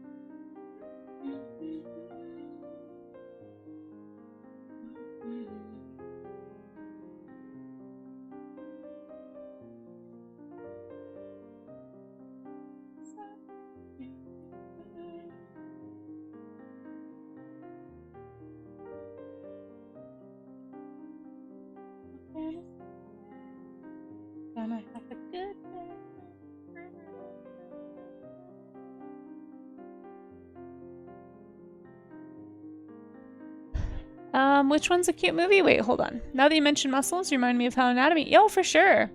Yeah. Oh my gosh. Yeah.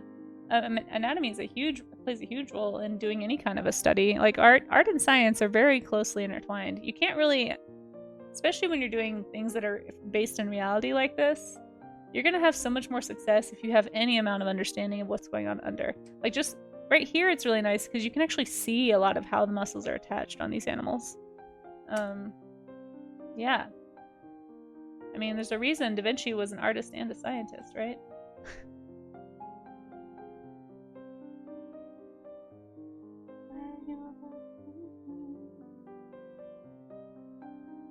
Sometimes almost magic. Alright, I'm gonna draw a close-up of these guys because they have really cool faces. I have to. It is super cool. Yeah, I'm glad you think so too. Reminds you of the movie of a dolphin without a tail, teaching itself to swim like a fish. But then it was damaging its spine and they had to stop it from swimming until they could make oh wow, I didn't- wait, I think I've heard of this movie. What's it called? It sounds really familiar.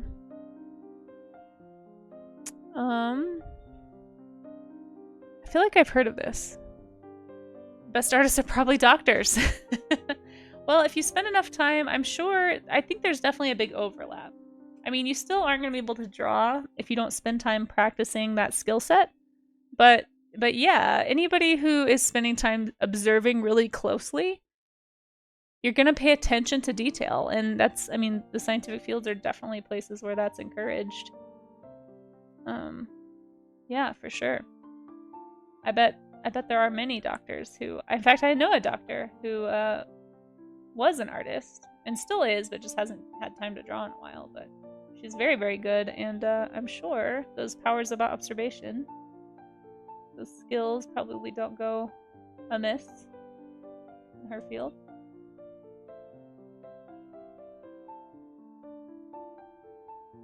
Ups and downs and crazy turns along the way.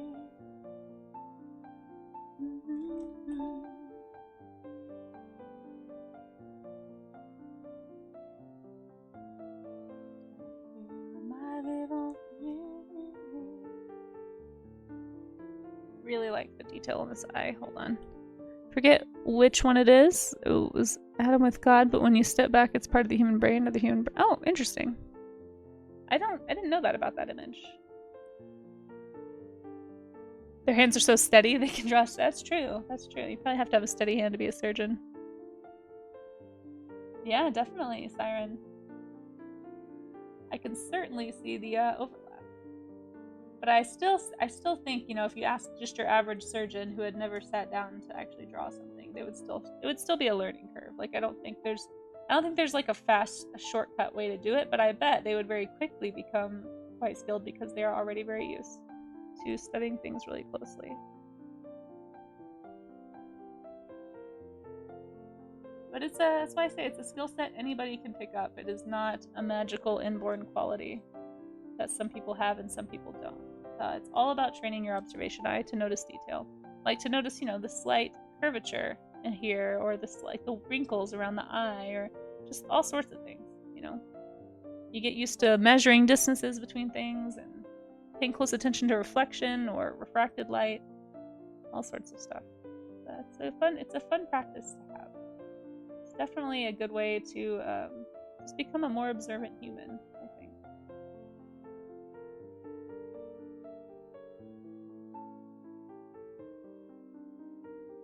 Like, what a face.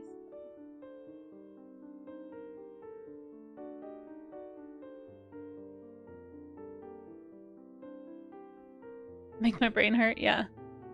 There is a learning curve. There's a learning curve.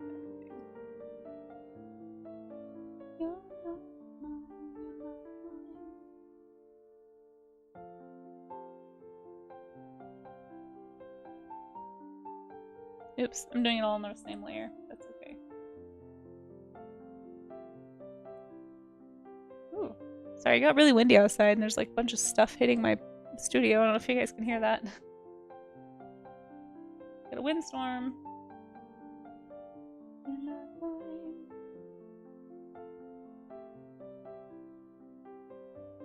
You're not mine.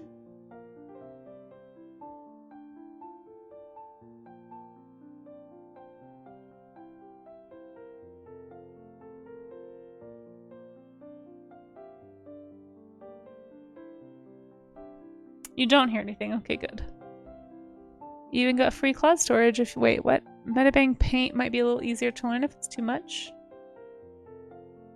Just frustrated with the program. Someone mentioned a program, need to find it. Crit is overwhelming. That's fair. Yeah, try something more simple and eventually you'll be able to work your way up to Krita. I do think Krita is not like really all you need to know about Krita. Really, so here's the basics, Gunshow John, of literally any art program. Layers. just use layers. Think of it like transparencies, like transparent paper just laying on top of each other. You can put different stuff on each layer, so you can do a line art layer and color underneath. And that's just where you want to start with pretty much any digital program. So if you can understand the basics of layers, everything else comes with time. Layers and how to get to the brush tool. That's really all you need. And you can just ignore literally everything else in the art program until you have time to learn it.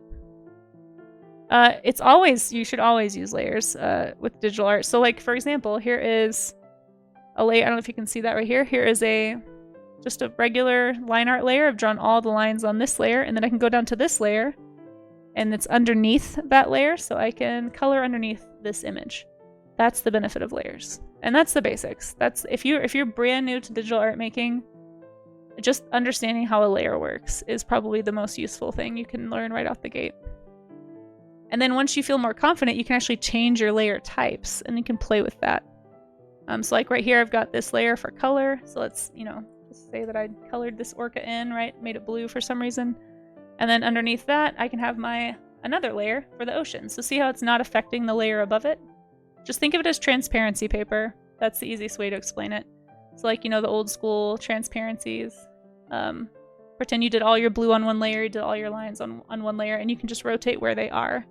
So like I could take my line layer, and if I move it below this color layer, that's all going to go away because now the blue is on top of the lines. See that? That is the basics of digital art. Frankly, just start there, and that's going to be true of literally every art program. That is the purpose. Does that make sense? I hope it makes sense. Layers are digital art 101. And then find your brush tool and just pick a brush. You can, as you play with it, you can try different brushes and see what they do, but just pick a basic brush. And I hope that helps. Because I know it does, it just seems intimidating when you don't even know what you don't know. But the layers are probably the most fundamental, basic digital art thing. And for people who've worked digitally for a long time, it might seem obvious, but, think back to when you first got started. You didn't really understand. No, not at all. I'm here to answer questions and help. I want to be able to encourage people to start drawing, and if not understanding layers is holding you back from that, I am happy to explain how they work. So as you can see, I'm working on a layer underneath my line art right here. So that's how I'm able to keep all of these colors on top of each other. And as you get more used to stuff, you can play around with things and change what you're doing with your layers. Do a little bit of job here. Have I seen the tour box? No, I have not. What is the tour box? Control Z, that's true. So for example, if you mess up, whoops, I colored over the wrong thing, Control Z is undo. Yeah, for sure. Great point, Ray of Sun. Also, hi, Ray of Sun. How you doing? Good to see ya. Hey, Sleepless. How's it going? Was lurking on your stream yesterday.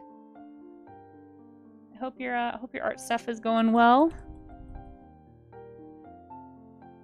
I think redo is important, but I don't remember. Yeah, it depends on the program. You can always go to usually it's under edit, so undo and redo. It's usually Control Z. Some programs it's Control Y for redo. Some like this one it's Control Shift Z. I can never get that one to work. I think my keyboard bindings are messed up, and maybe that command is bound to something else that's overseen, trumping using it for Krita, perhaps. But either way.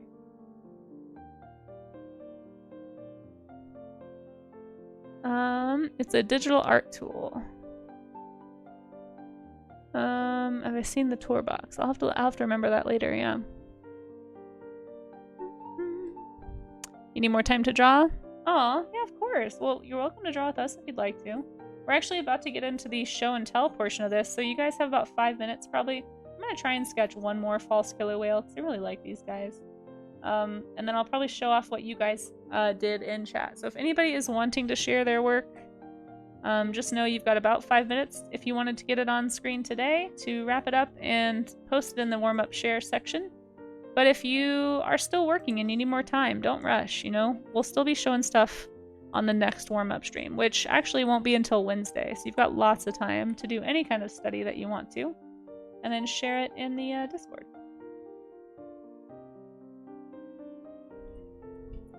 Ah, bummer, bummer. Well, I'm happy that you could hang out with us regardless, Sleepless. I hope work goes well. Thanks for being here. You guys should go give Sleepless Art Punk a follow. He's doing some, doing all kinds of work over on his stream. Very chill.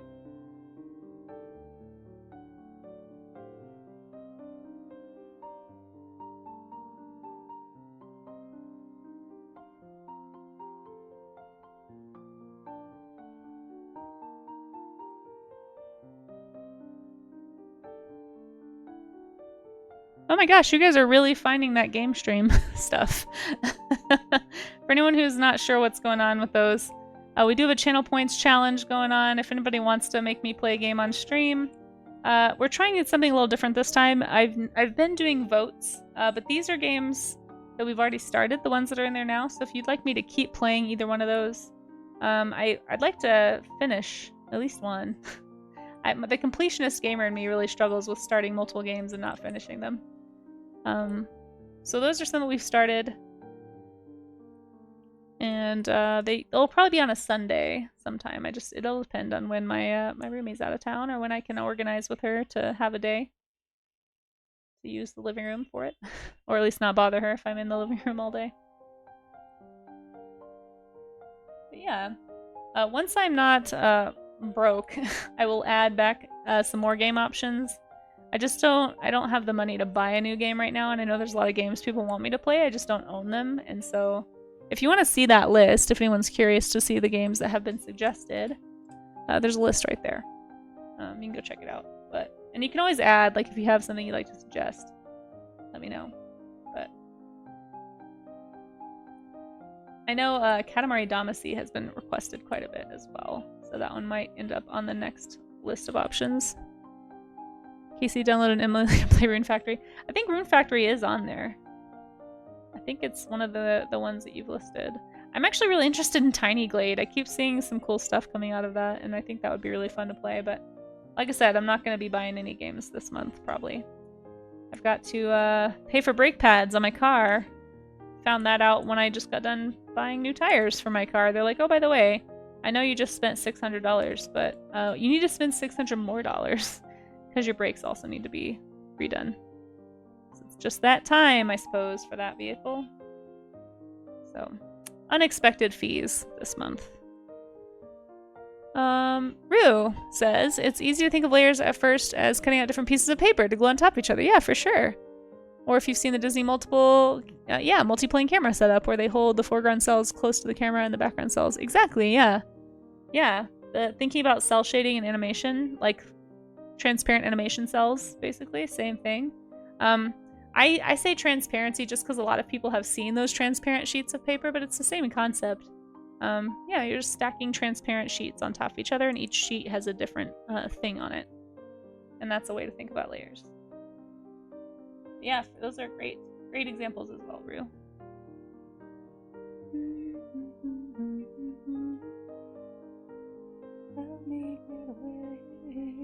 Oh my gosh, I love these animals. They're so cool. Alright, I'm gonna sketch one more really fast. You can only imagine your FPS skills are off the chart.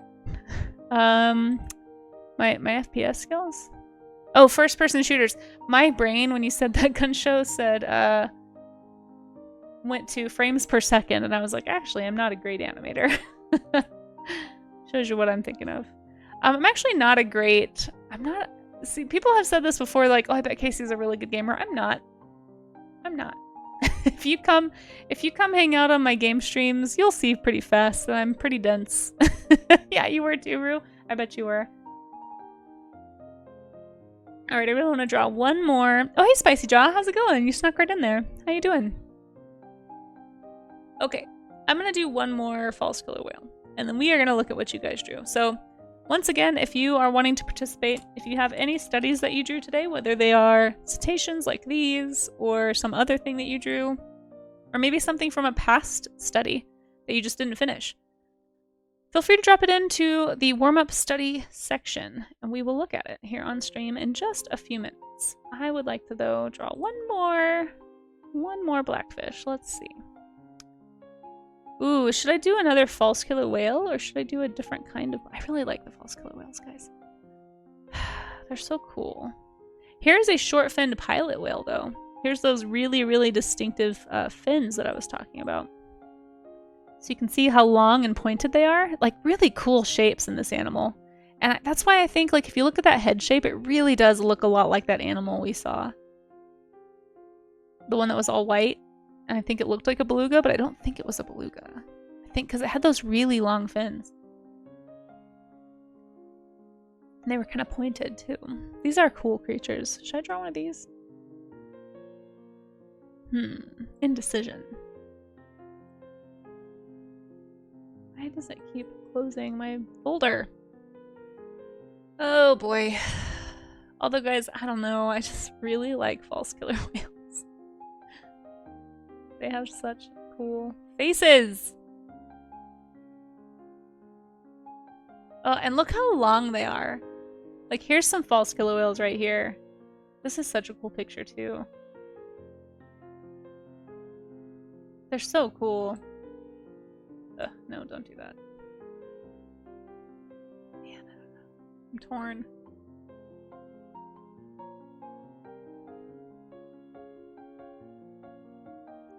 Here's a great picture of one swimming.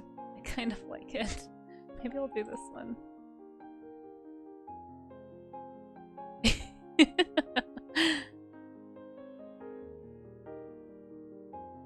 Oh my gosh, what a happy guy! They just have really great head shapes. I'm gonna try this one. It's gonna look kind of derpy probably when I draw it, but here's another false killer whale, guys. Look at this! Look at this guy! He's so cute! He's got his little like white spot on his tummy. Look at his eyeball. He's just a happy little guy. A little derpy looking, but just overall a happy little guy. I also really like the angle of this. This is a unique angle. Yeah, I'm gonna draw this one. It's probably, like I said, it's probably gonna be derpy, but that's okay.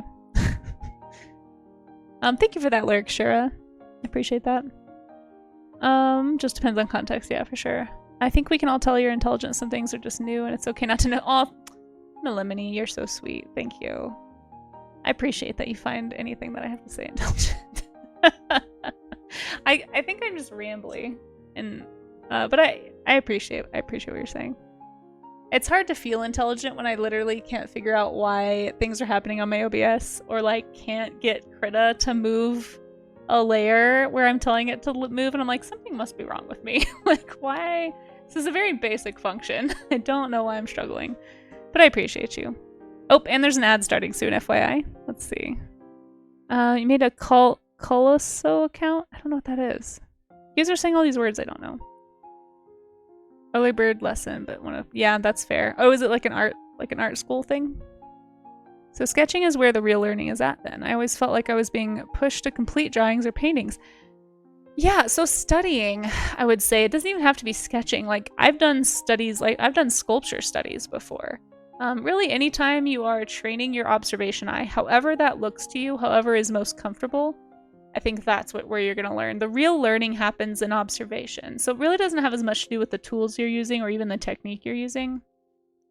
It has everything to do with paying close attention. So for example, if you go for a hike, Gunshow John, and you spend time looking at the texture of tree bark and noticing things about like the lines and like, you know, where are you seeing dips and bumps? Like, how is it holding like, why does it look like it's stretching in certain places? Why is that? You know, asking yourself a question about how the light plays on the different bumps and things, and how tree bark texture differs from tree to tree. Like, anytime you spend time doing any kind of observation like that, that is, I think, personally, where you're actually going to learn. Which is part of why you can sometimes see artists who don't draw for a really, really long time, but they still come back like inspired and able to like do better art. And it's not because they just magically osmosed an art talent. It's because they maybe took time and went overseas and like got inspired by and like really noticed landscapes that they don't see very often, or really noticed cloud formations or architectural styles or fashion design choices. You know, like there's so many ways you can get inspired, and it really comes down to like what are you taking notes on? A lot of artists call this their visual library, or their creative bank account. You hear lots of names for it. But yeah, the more you can fill that, and I do think you're going to fill it faster by doing observational drawing. Like just looking at stuff isn't always enough to know how to translate it, and you can run into a problem where you just get inspired but you never develop the basic foundational skills of drawing. And so then when you go to draw, you get quickly frustrated because you can't put down what you're visualizing on paper as quickly or as well, and so you give up. So you definitely want to do both. I'm not saying just go and look, but the more you can do observational study and the more you can like... Sloppy salivator, people act like that's how it is though. I swear they do. It's not, but yeah, the more you can do observational studies by drawing or sketching or thinking and asking yourself questions. I just want to drive home the point that it's not just like sketching will make you better, because a lot of times you'll see people who just like keep sketching the same thing over and over and they never improve, and it's because they're not actually studying. Hopefully that makes sense. But yeah, we talk about this stuff all the time, so thank you for bringing it up. Yeah, they did osmose art skill. Not really, Siren. It's more complex than that. But that is what it looks like sometimes, yeah. But again, that's easier to do if you've got foundational sketching skills and you know how to take what you've visually seen. Like I'm not going to be able to go look at like a brand new type of tree that I've never seen before. I'm not just going to be able to like look at that and like take visual notes and then go home and draw that. The only way that happens is if I've spent years and years or like just lots of time studying and drawing from observation different types of trees, right? But because I have that foundational knowledge of what like how a tree is structured, why it grows the way it does, how the branches come out, like where they tend to branch and break off from each other, and how bark texture looks. By having that kind of a foundational knowledge, then I can go into, oh, and then I saw this in Spain, or then I saw this in this forest I'd never been to, and I didn't have my sketchbook with me, so I wasn't able to like take any visual notes, but I looked at it really closely, or I took some photos, and I can think about what, based on what I already know about trees and tree bark, I can like figure out, oh, that's like this tree is doing this. So it's that same, like you start to notice patterns, and you can learn over time how to like modify. And all of those skills are going to come together. I'm going to sketch while I chat.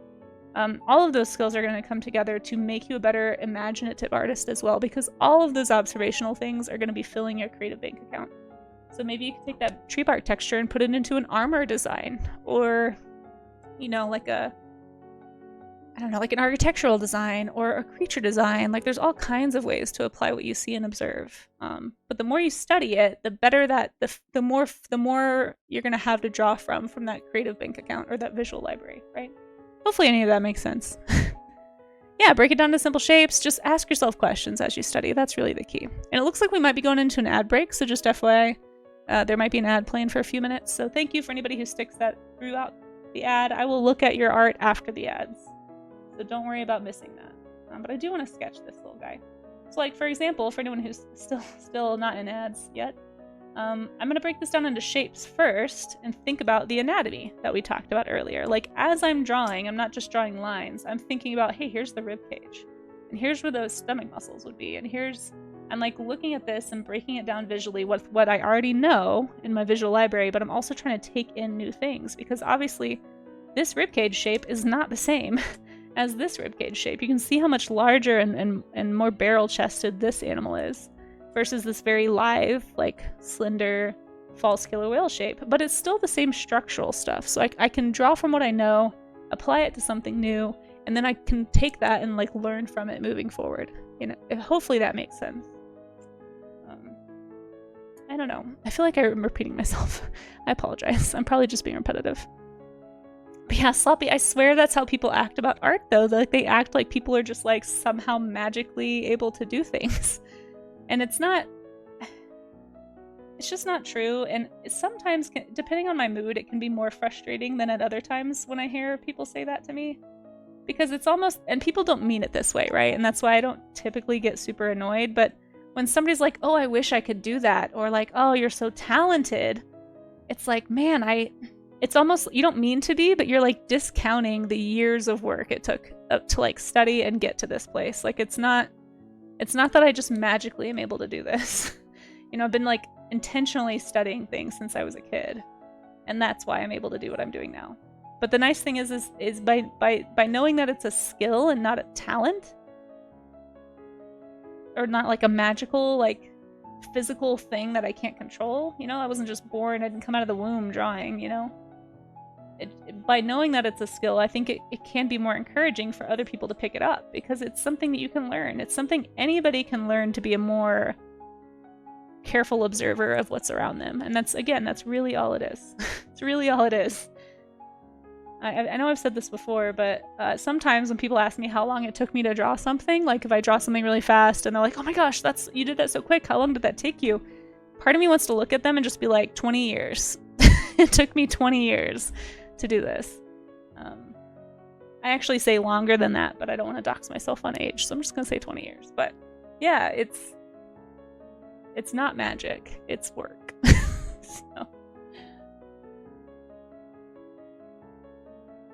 Careful practice of learning how to observe and how to apply what you observe, and learning the foundational like art skills, you know, like the motor skills even of drawing, and trying new things, and trying not to draw the same thing all the time, because I feel like drawing the same thing over and over is also something that can actually like stunt your artistic growth, because you're not challenging your brain to like really closely observe anymore. You start to lean into a little more of what we talk about sometimes, the schema. You guys knew it was coming. I was going to have to mention schema at some point today. So there it is. But schema counter +1.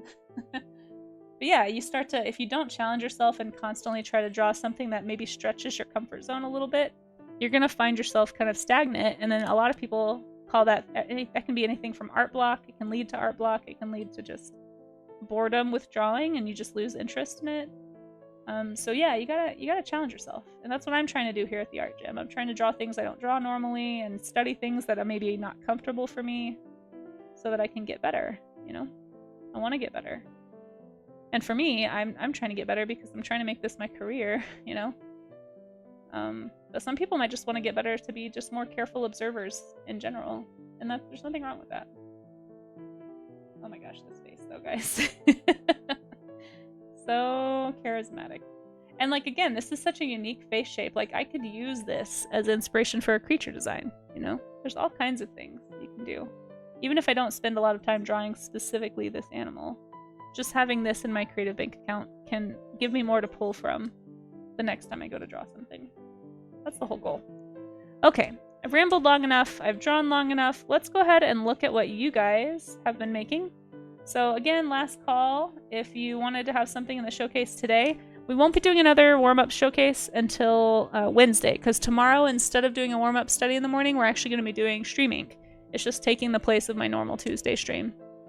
It's going to go longer, for sure, because I'm going to be finishing a full piece there. But on Wednesday, we'll be doing a study, and I haven't figured out what we're doing yet, so stay tuned. Okay, let me catch up on chat, and then we're going to look at what you guys have done. But thank you guys for learning about the false killer whale with me, and hopefully you guys got to learn about some other types of blackfish, as they were called.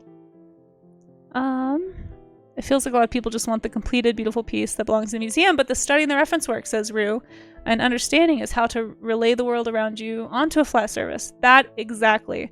You're taking three-dimensional things and you're making them two-dimensional. And that's part of why I always recommend, if you're able to, like if you have it within your ability to do a study from life, like whether it's figure drawing or life drawing outside or plein air studies or a still life that you set up or an object you draw, you're always, always, always going to learn more and improve your skill faster by doing in-person life drawings of some kind. When you're doing something like this is already a flattened image. It's very easy to see the lines. It's very easy to like fall into the habit of copying when you have something that you're working from a photo. So I always recommend, if you're able to draw from life. But, you know, for these, like, obviously I can't go and draw a false killer whale from life very easily. So we're doing it this way. But yeah, whenever you're able to, I highly recommend that. Every artist osmosis art skill. Just looking at stuff and suddenly you draw better. No, Siren. Yeah. Oh my gosh, too funny. You can definitely walk home and draw that tree after seeing. Oh my gosh, Siren. Oh my goodness. Too funny. Talent must be refined. Yeah, the talent versus skill thing is a whole conversation. At this point, when someone says you're so talented, I just take it as, yeah, no, and I don't take offense to it, Rue. I know what they're trying to say. You're trying to say you're impressed and that you enjoy what I'm doing. So that's how I take it. But it does, especially if it happens a lot, you just start to feel like people don't really understand what you're doing in a way, if that makes sense. It's like, yeah, but a lot of it's from family. Yeah, for sure. Family and friends say it a lot. Yeah, no, I don't take offense or anything, but I do wish people had a better understanding of what it takes, like, because I do think there's this like mythological feeling around art for a lot of people. They think it's just like an inborn talent, and that's part of one of my goals of the art gym is like anybody can draw. You just have to be willing to put in the time to study, and that's the real difference between somebody who draws and who doesn't. It's just the amount of time. All right, let's go into the Discord, and here's that link one more time for anybody who doesn't have it already. You can pop into the Discord and drop your studies in the warm-up study section, I believe. Hold on, let me close all these tabs. I have a million tabs open right now. And we're going to see what you guys have been drawing. I'm going to show it on screen. I'm going to look real quick to make sure everything is work safe. Yeah, I do try to say skilled more. I do still sometimes say talent too. Like, sometimes that's just the language people know, you know, and so it's whatever. But I do try to say skill, just to kind of subtly drive home the point that this is a skill. Like, and it takes work. It's not just, I don't just sit down and I'm just able to do this, you know. You're looking at years and years and years of practice right here. And I also want to say it just so people aren't too intimidated to start, because everybody starts from the same place. Okay. Oh my gosh, these look so good. Really, really cool studies. I love these. Holy cow. Jeez Louise. All right, yeah, let's look at these. Sorry, these are really good. I love these. Holy cow. Okay, I'm so excited to show you guys these. So the way it works when we do studies, when we do these like sharing studies, basically at the end of the warm-up stream, I basically go to the last thing I posted, because I'll always post my piece after I've looked at everybody else's. So we did tutorials last week. Here was my follow along with a lowish tutorial. And so basically anything below what my last post was is kind of like my line, so I know where to put things. So if we get to the end of the stream and I haven't posted mine yet, just give me like a few seconds. I usually post it at the end of stream. And then anything you post, if it didn't get showed on stream, that way I know where to start showing pieces for the next stream. So for today, we're going to start with the Art of DHT. They submitted some lovely animal studies. We did Rhino Day last week because it was World Rhino Day. And this is a great study of a rhino. Really, really good shapes. I love that I could tell once again that you're really looking at your reference and you're trying to take note of the details that you're seeing. Really, really great to see this. I love seeing artists from all different stages in the art process, right? This is a lovely elephant also. I love that you're really paying attention to, like, elephants have like elbows. You know, people don't think about that. Maybe some proportional things that might need to be looked at, but still the details and the fact that I can tell you're really looking and trying to observe is going to over time make you a better artist. And this is a great shark study as well. I love a shark shape. They always have such pronounced, like, I love this face shape. It's really, really good. This is from the Art of DHT. I can't remember if Art of DHT streams. Somebody remind me if they do. If you are a streamer, I try to shout you out whenever you do these. Or whenever we show anybody's art on stream that's a streamer. But these are great. Thank you so much for drawing along, Art of DHT. And then we also have what looks like possibly a figure study here. Maybe a character. I'm not sure. But I'm assuming if it's in the warm-up studies that it's a study. And so yeah, we're gonna look at that really fast too. Really nice paying attention to the details on the expression in the face. This is really lovely. Really nice job. You can see those structural lines for the proportions of the face too. It's really hard to get correctly. Really good. Really good. Detail on the hand too is nice.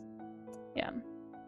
Yeah, always make sure that anything that you post in here, I did notice, Art of DHT, that this does not seem to be a study. I think this got misplaced. So stuff like this should probably be in works in progress. It still looks great, but I'm not going to spend time looking at stuff that isn't a study just because we want to encourage people to actually do studies. That's the whole purpose of this. But yeah, great pose, really good strong grounding here.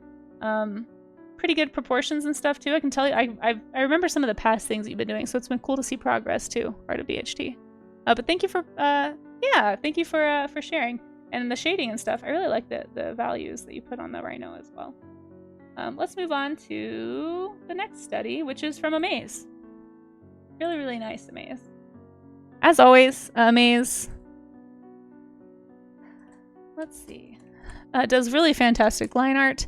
He's never going to shout himself out, which I get, because on streams I'm mod for. I would feel weird doing that too, but I'm going to shout him out because Amaze streams. If you guys didn't know that, our lovely mod, AmazingFan15, did this lovely study of an orca. And when you do the studies, guys, you don't have to include the reference picture. It does help sometimes so we can get an idea of what you were working from, but you don't have to. Some people don't want to share the reference pictures, and that's totally fine, or it's too hard to share. So very, very good to do either way. But really nice job with the movement of this Amaze. And I'm always impressed by how you do so much with line. Like your commitment to the line, Amaze, almost is like stronger than almost anyone's commitment to the line that I've ever seen. You are very much a line person. But it shows that you've spent a lot of time working structurally, and you're able to get a lot, you're able to like communicate a lot with line, which is impressive. But this line of motion, speaking of line, is really, really solid here. Really nice study of this creature, and really good job paying attention to like the unique patterning and the twisting of the stomach. Like we're actually seeing the bottom of the tummy here, so you got this like the angle of that dorsal fin is kind of awkward. But really good job looking at your reference. Nicely done. Nicely done. I love it. Oh my gosh, Rue! The spinner dolphins! Yes, spinner dolphins are amazing. You guys, Rue did another... I'm so impressed that you're able to do these for studies. Like, your animation prowess is just off the charts. Guys, Rue did a spinning dolphin study. So I'm guessing found a video, perhaps, of a spinner dolphin and then just did an animation study. Thank you for giving Rue that shout out. You guys, Rue does animation on stream as well as drawing and commissions, all kinds of stuff. Was also working on Rue's stream this weekend. But seriously, like, look at this. Incredible, right, Ready Sculpts? Oh, and also, hi, Ready. How you doing? Yeah, great for reference. Videos are really good for reference. If you're able to find videos of anything you're drawing, it can really help you understand how the muscles are working and how it moves, all that stuff. But seriously, Rue, this is so impressive. You guys, go give Yangularu a follow. Really, really awesome artist. Also, newer artist here on Twitch. Siren says, looking at something and suddenly drawing better. These artists call it by the term reference. I swear it's magic. Yeah, something like that. Siren. Yeah, good to see you. Ready? Let's see. Just making sure I only offend somebody when I want to. Oh my gosh, Amaze. Oh my gosh, Siren, you are too funny. Okay, I'm trying to make sure I don't miss anything in chat, but I am behind. Hold on. Yeah, Rue is crazy. The animation here, this looks so good. Like, look at the follow through. I wish I could pause it. Can I pause? No. But it's really cool. And spinner dolphins are really cool. If anybody hasn't looked up a spinner dolphin. Rue, this is really impressive. I can't believe you did that for a study. Like, this would take me hours. Like, hours and hours. Super, super impressive work here. Thank you so much for studying it with us and drawing along. Hopefully this is inspiring, guys. That's the whole point of this. Like, I hope you guys look at the studies people do and just like feel inspired to do some studies of your own, you know? Really, really cool stuff. Here's an older study, but that's okay. It doesn't have to be something you did today. It's from Spicy Jaw. Really nice study here. This is a tough foreshortening angle to do as well. Because you'll notice like the head is much bigger than the tail because the head is closer to the camera. But you did a great job with like the values along the snout to try and really imply that 3D form we were talking about. And again, if you're really struggling with like form and the 3 dimensions, like try doing some contour drawings over some objects and just see if you can figure out how foreshortening works. And we have a VOD we did on this about dimensionality. We kind of talked about perspective a little, but I think I'm going to do like a whole separate perspective drawing stream sometime once I find some better resources and figure out how to use my perspective tools in Krita. But yeah, just thinking about things 3-dimensionally can help you know how to make decisions to make things look like this. Like if you're looking at this like I could never do that, well, you can, but you have to start thinking about things in dimensions and understand dimensions and how to how to put things in ways that help you to imply foreshortening and how value works. And this is all practice. Like, that's what gets you to this point. Really, really nice job, Spicy Jaw. Let's give Spicy Jaw also does stream here on Twitch, does art streams. And I think some other kinds of streams too. Feel free to tell us more about what you stream. But yeah, if you're looking for another artist to follow, Spicy Jaw is another one here on Twitch. This looks fantastic. Thank you so much for sharing it with us. Love it, love it. Oh, and we have another one. This is like, you tell the reference was used for these. So these definitely, you know, obviously there's some imaginative drawing happening in here too, but yeah, these are great little humpback whale studies. Looks like for a past Inktober. Yeah, love the attention to detail on like the wrinkled underbellies of these animals and just the amount of texture. Whoops, what happened? How did I even do that? See what I mean, guys? Not a pro. Not a pro. I don't know what I'm doing. Hold on, let's make sure that doesn't happen again. I was just trying to like look at the bumps and stuff. Like, I love the way that you did the scribbly sort of inking lines to imply the texture of the skin on these creatures. Really, really nice study from the reference that you used there. Well done. Well done. Oh my gosh, beats. Beats, what the heck? Like, I had to do a double take when I saw this because I was like, wait, which one's the study? Like, this is, your photorealism, Beats, is incredibly impressive. Would love to watch you work on these things sometime.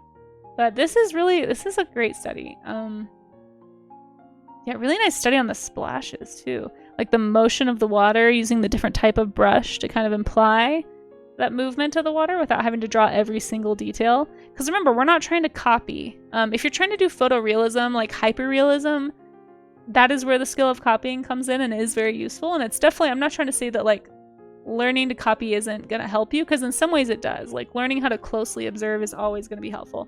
But even if you're getting into photorealism or hyperrealism in your art, still learning how to study from reference is going to make you faster and better at that as well, because it teaches you how to think about what you're drawing as opposed to just copying something line for line and then stepping away and not actually having learned anything from the experience. So yeah, but this is really good, Beats. Really, really good. Great anatomy, great proportion, a great attention to detail with the reflections in the water here, and thinking about how the reflection happens. I can tell you were looking at your reference because you didn't just draw reflections all the way to the bottom of the page, right? Like you really looked and saw like closer to the animal is where the reflections are darker, and then as you get further away you see less and you see more blue. Yeah, the more you can look at your reference and study and think about what you're drawing and why it's happening, the better your imaginative drawing will be. And Beats, I think you're well on your way. This is fantastic. Really, really nicely done. I don't think Beats streams, but does great work. Yeah, for sure. Oh, I'm really behind. Hold on. How did I get so behind in chat? I keep accidentally pausing my chat. Hold on. It's okay, Spicy. You don't have to have the reference. It's fine. Yeah, right? Right, Ray of Sun? Super nice. Scrolling. There we go. Okay. The texture, yeah, I know, right? Like, look at the shine that Beats got right here. It's really, really nice. Oh, there's Beats right there in chat. Too shy to stream? That's okay. You don't have to stream, Beats. I'm just honored that you participate and draw along with me. It's always a pleasure to see your work. You always do such a good job. And then finally, we've got one here from Lloyd Driving. Oh, nice. I'm not sure if is that somebody who's in chat? Feel free to speak up if you're in chat. Oh my gosh, I love this study. Oh, this is so good. Hold on, guys. I have a lot of things to say about this. Ready Sculpt says, I can say in 3D, I would always rather have separate reference than having the image in the viewpoint. What do you mean? Having the image in the viewport? You mean like having it on a separate screen or something? Tell me more about what you mean. I'm not sure I understand. You guys, Lloyd, I don't know if Lloyd Derving or Lloyd Irving, I'm sorry, I couldn't read your name. I'm not sure if you're in chat or not, but I love this, and I'm going to tell you why. Because this is actually branching more into gesture. So gesture is something, if you haven't done a lot of gesture drawing, highly recommend it. Highly recommend it. And you might look at this if you are somebody, especially if you're somebody who's used to copying. You might think, oh, well, they went too artistic with this. Like, this isn't a study. It is a study. You can really see how they were really looking at the shapes of this animal. Like, I can see that heavy rib cage shape right here, really paying attention to the curvature. the dorsal fin. You got lots of light study in here. I mean, the muscles, I can see all those shapes because I've spent time looking at these animals now too. I can see the shapes that you were looking at and pulling from.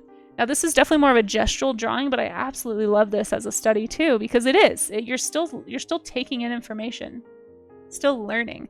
Just because it looks more abstract does not mean it's not a study. And we do sometimes talk about shape language and how you can like improve your shape language, and doing studies in this sort of a way, like a gestural sort of a study, is a great way to help yourself notice shapes that you can abstract and shapes that you can emphasize to kind of help you find a style. I love this, and if you're in chat, yeah, even if you pop in later sometime, I'd love to know if you stream or what kind of work you do. This is fantastic. Thank you so much for drawing along.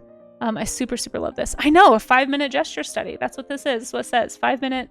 This is a gesture, is what it is. It's a very quick color and gesture study, which if you've never done a timed gesture before, we've done this before with figure drawing. I haven't really done it with like photo references of animals and things, which might be a fun challenge.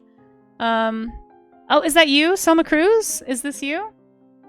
This is beautiful. Thank you so much. I love the brushes you use too. Like the textures do so much for talking about like bounce light right here, reflected light. Like this is gorgeous.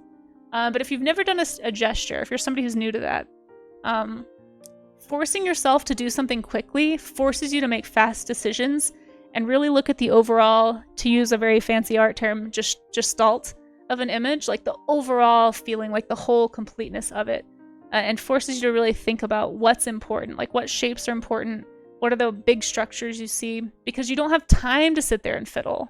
And so yeah, quick gesture studies are awesome. It's a great way to think about animation practice too, says Rue. Yeah, the speed helps you with the motion. I can see that for sure. Yeah, Soma, this is great. Thank you for, do you stream? Let me know if you stream, we'll give you a shout out. I love this. I love the colors. I love everything. It's fantastic.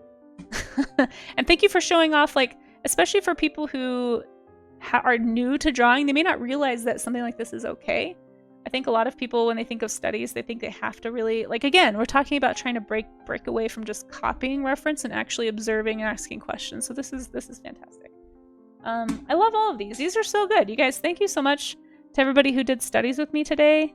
Very inspiring. Like, as always, I can always tell when it was a really good art gym session, because I always want to keep doing reference studies. I want to keep doing these art workouts, which are typically very, like, not fun for me.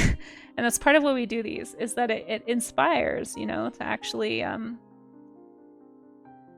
do studies, to actually learn and stretch those art muscles and develop as artists. So thank you guys. Thank you for drawing along. Thank you for anybody who lurked along, watched along. You know, if you're somebody watching this VOD later and you're inspired to maybe do some studies yourself, it's never too late. I'm going to drop my studies, like some of mine anyway, into the chat right now. And then anything that's below the stuff that I post, feel free. We're going to show it next time, you know? So feel free to do a study at any time of anything. It does not have to be cetaceans like this. It doesn't have to be killer whales or false killer whales. You could do a study of a tractor, you know, a study of a building. I'm going to put some of mine from today. Here we go. Normally, sometimes I try to be a little more like, oh, I'll put them all together, but I'm just going to skip those two for now.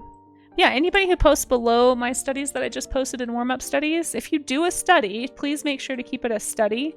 Like something that actually is done from reference for the purposes of learning is what I prefer. Just because we want to inspire people to do this. But thank you guys. Thank you. It was super fun today. I hope you learned something. I hope you had fun. And I'll be back on in like 3.5 hours. I'm actually going to be back on this afternoon. We're going to be doing a sculpture stream. So I have a couple of sculptures actually that I'm going to bake today. I'm going to be, here, let me show you really fast. So at the end of the month, the last stream of the month, we do sculpture streams. So I'm going to be baking this guy.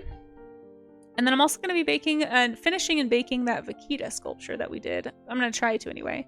And then I'll have 2 things to possibly paint on stream. But I'll be finishing this one. This is a creature that we did a while ago, actually, and I'll talk more about it later. But I'll be painting it in accordance with the sea slug dragon that it is based on. So that'll be fun.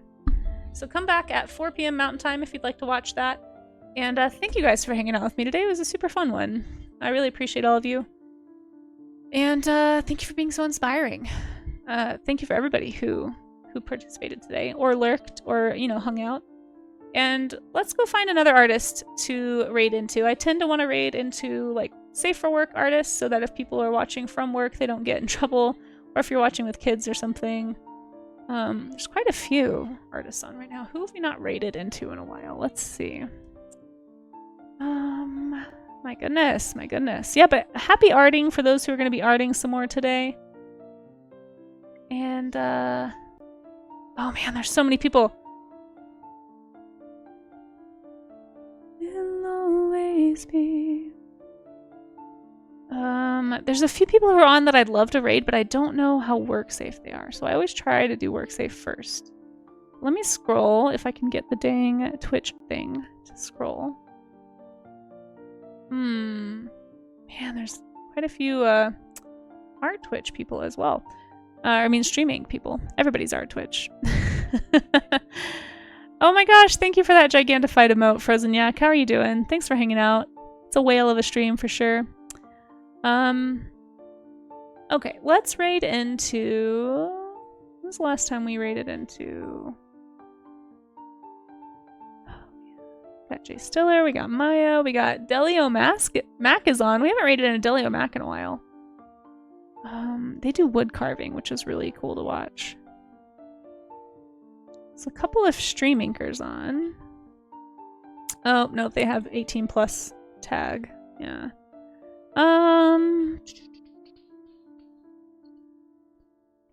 Yeah, we just raided Perrin recently. So I try to keep it, I try to vary it up, you know?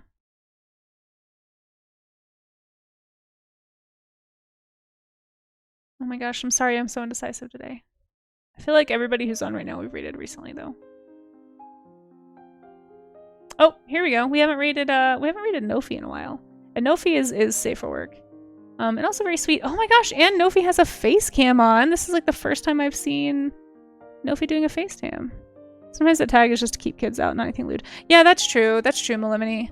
I need to go check out a few more streamers' streams and just double check because there's a lot of streamers on, but I haven't had a chance to lurk on their streams very much, and I just prefer to vet the streams I go into. Thank you guys for understanding that. We haven't said hi to Nofi in a while. She's really sweet, and let's go encourage her. I don't have no paleontologist VA, not today. Let's see. I don't have a raid call, but if you guys want to make one up, or if you want to use this one, lately I've been doing Don't Panic. It's a Casey raid, just because I have this panicking Carnotaur. But feel free to make up your own. I'm kind of keeping a list, and eventually, when I become a pro streamer, I will have a raid command, and then I can just type !raid like all the pros do, and have an actual raid call. But I don't have that right now. But thank you guys seriously for hanging out with me. I really appreciate you guys. And let's go say hi to Nofi. We haven't been able... It says I haven't raided Nofi in over a month. And everybody else, like Joe and all the people we've been talking about in chat, we have raided recently. So I do try to keep it... Yeah, they were promoting some AI stuff recently, Paleontologist, and that's why I haven't been raiding. I really don't agree with that. But I'm not going to get into that here. So let's go ahead and raid into Nofi. And go say hi. And I'll see you guys maybe later today. I'll be streaming back again, like I said, a sculpting stream tonight, and probably doing a little bit of a streaming if I have time. So, but you guys have a good one, and thanks for hanging out. If you need any of my links one more time, here is the... I think Amaze probably already did this, but here's the Discord, here's my